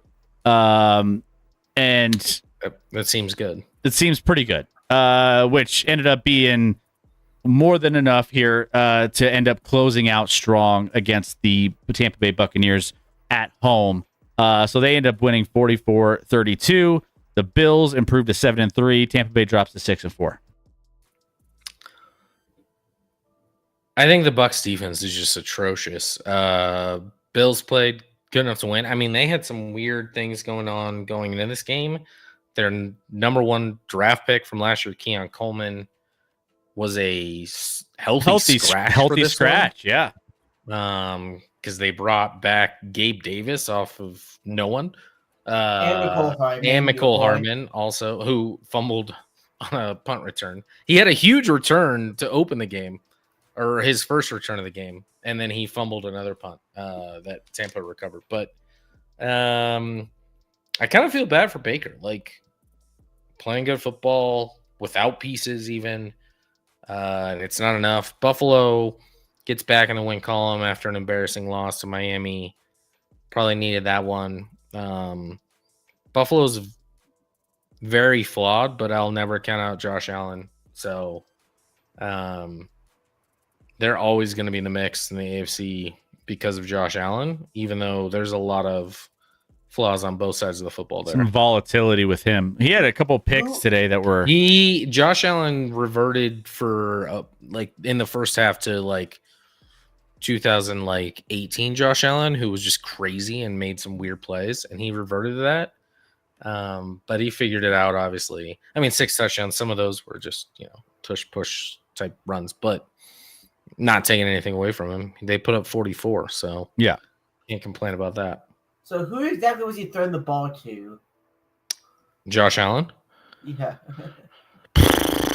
I mean, and Kincaid was hurt, so it was like Dawson Knox and Shakir. I saw like Shakir. I saw like he had like 1 reception for negative yardage. So Khalil Shakir did? Well, now I gotta look at the box score because I don't know. I mean, like Tyrell Shavers had the most receptions. Tyrell Shavers? I have no idea who that guy is. He had 4 receptions, 90 yards, 1 touchdown. Ty Johnson, Gabe Davis, Dawson Knox. I mean, they spread it around. Spread it around a ton, and the guys that you would recognize probably didn't get as many targets as you would think. Yeah, Khalil Shakir, even Josh Palmer only had 2 catches for 17. Curtis Samuel 2 for 19. Dawson Knox James had 1 Cook. grab. I mean, I guess they just. Granted, it's against an awful secondary. I think Tampa's secondary might be one of the worst in the league, but Yeah. they still they got it done today. Tubby in the chat. Longhorn will return. I believe you. I believe you. Who's your team and where you're from? Like to get to know you a little bit. Probably the Texas Longhorns. Probably Texas, but yeah, I'm just making sure. Just want to double check. I would have pluraled that, but sure. They did not. Manning apparently isn't it because they got blown out against Georgia. Yeah, not pretty. Not pretty. Like we talking about who's going to the NFL. What college quarterback is worth drafting? No, that. If you're a quarterback needy team, who are you looking at? Fernando Mendoza? Ty Simpson didn't look good against Oklahoma. I wouldn't. I think it would suck to be looking for a quarterback right now. Eddie to the max. Michael Wilson. And Michael Wilson had a good game. Thank God I took that risk. There you go, Eddie. So who's your team and where you're from? Yeah, who's your team and where you're from? We always like to get to know all of you guys who are new. By the way, we are live this Wednesday coming up, breaking down week 12 of the NFL. We'll break down all of our best bets. We went 4-0 this week, so crushed this week. We'll also preview all the best games and then all of the different things that we normally cover on our Wednesday show. You won't want to miss it. We talk some NBA as well. What's going on around the NBA? I'm from Texas. I'm a Charger fan. See, that's why we ask. That's why we ask.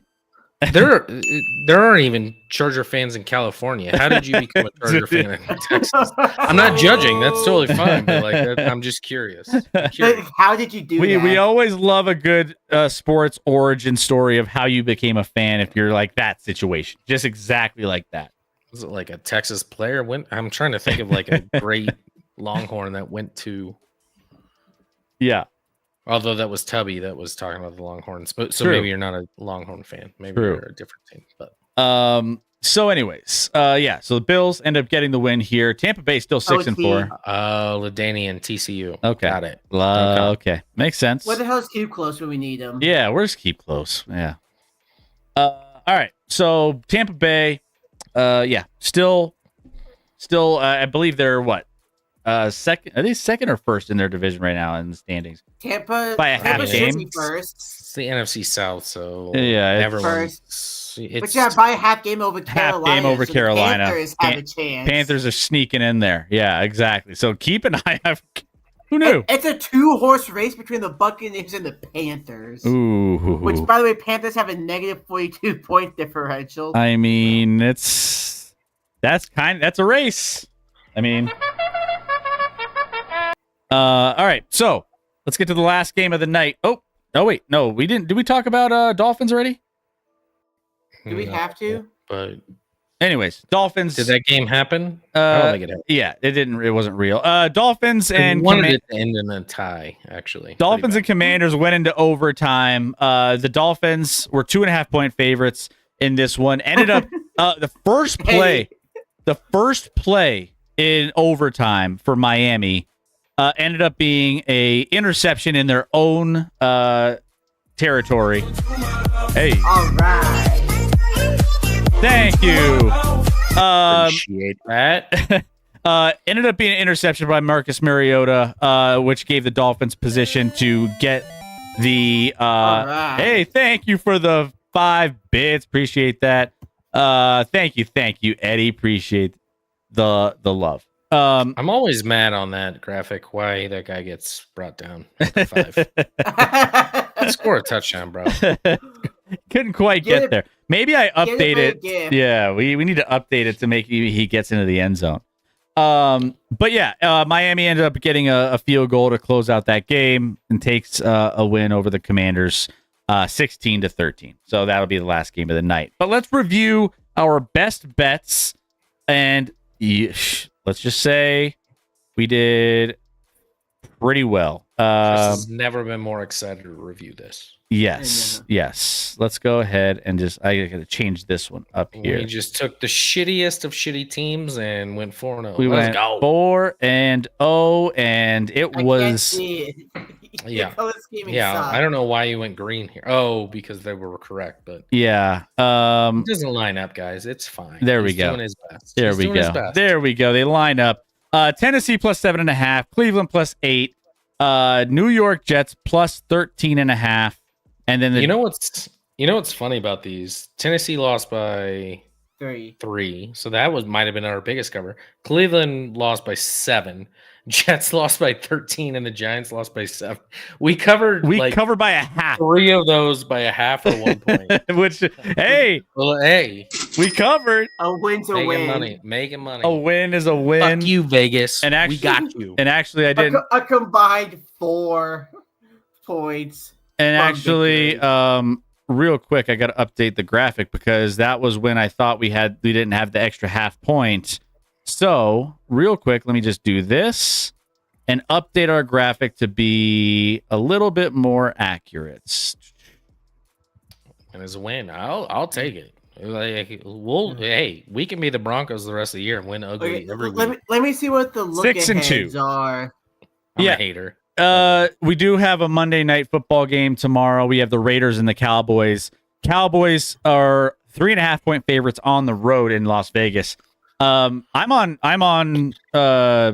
record to say that I'm leaning towards Raiders plus 3.5 in that game. Feel good about it. But not one of our official bets of the week. So we just like all of the plus next to the names when it comes to these underdogs this week. Since you like going this route, I'm trying to see like the look ahead next week. But for the bad teams, you have the Giants plus 11 at Detroit. Detroit off of this loss at home. That's kind of a trick. I don't know if I will get to the Giants. You got the Jets. You have the Jets plus 14.5 against the Ravens. Maybe just run it back. I don't know. Run it back plus 14.5. You have the Titans plus 12.5 at home against Seattle. Yeah. I'm trying to lose that game. Well, you got the Browns and Raiders are playing each other, so that's gonna be hard.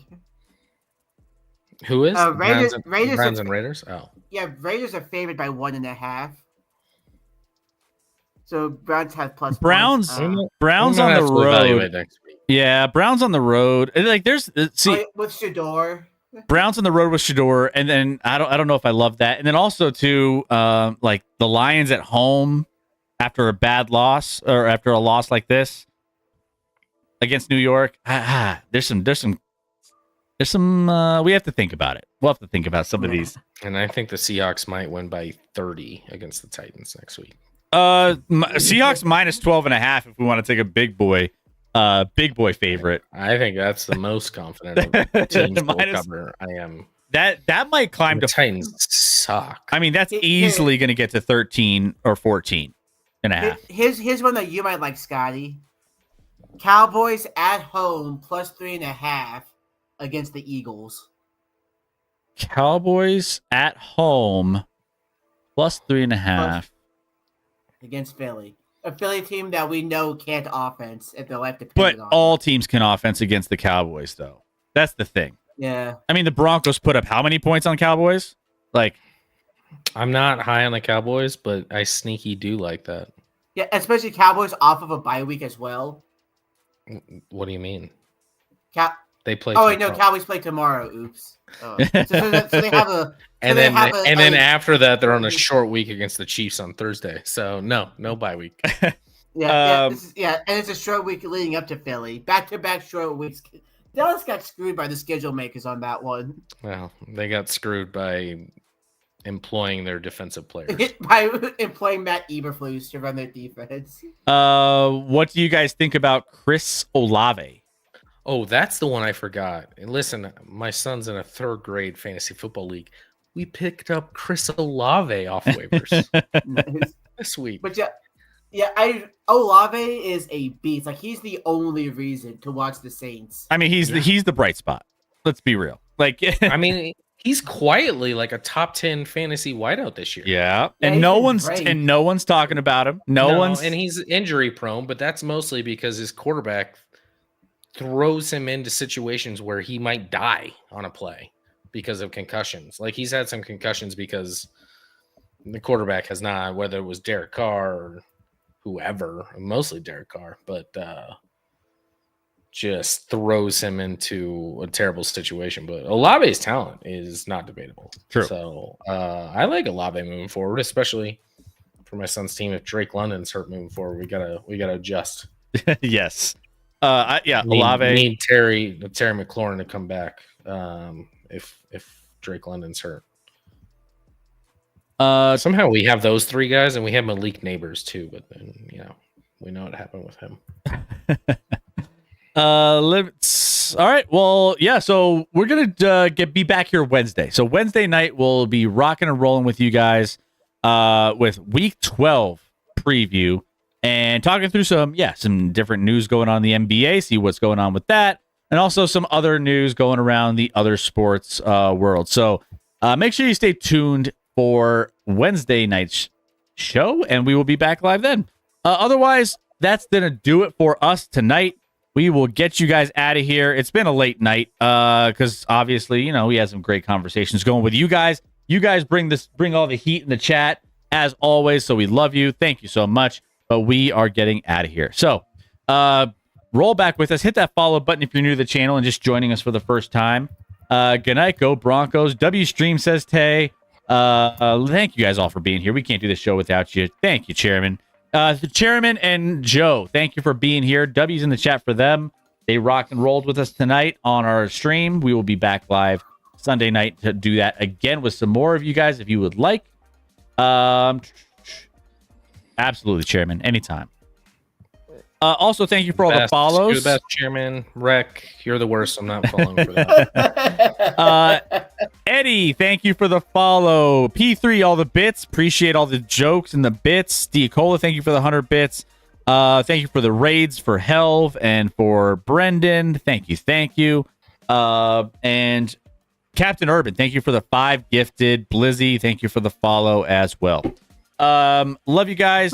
Between now and Wednesday, go be a good person. Go live in the moment. We don't do that enough. Put the phones down. Enjoy the people and things around you. And also be a good person.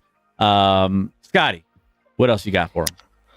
Appreciate you all. It was a tough Sunday for me, but we'll bounce back. There's always next week. Against the Colts, where you're 4.5 point favorites. 4.5. I mean, it went up to 4.5. It was 3.5 like 10 minutes ago. I'm looking at it right now. I see 4.5. Fuck, I don't know what to think about that, but what I know is Tay the Goat said poor Rec. Fuck that. Why poor Rec?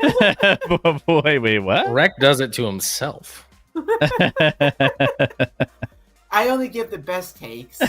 I do, actually. We're sending you over, by the way, to Colleen Dauncey. She's playing some keyboard for you guys to serenade you to the evening. So go give her some love and tell her the boys from Action Lab sent you. Anything else? That's all I got. Have a good night. Have a good start to your week. Deuces, everybody. Deuces. Bye, everybody. I didn't mean to take your everybody there, Rex. Sorry. It's okay. Just hijacking Rex taglines. Tay the Goat. He tries his best. That's the problem. That's his best. Hey, my best is the best takes out there. No one thinks that. Yeah. They are the greatest. I love you guys.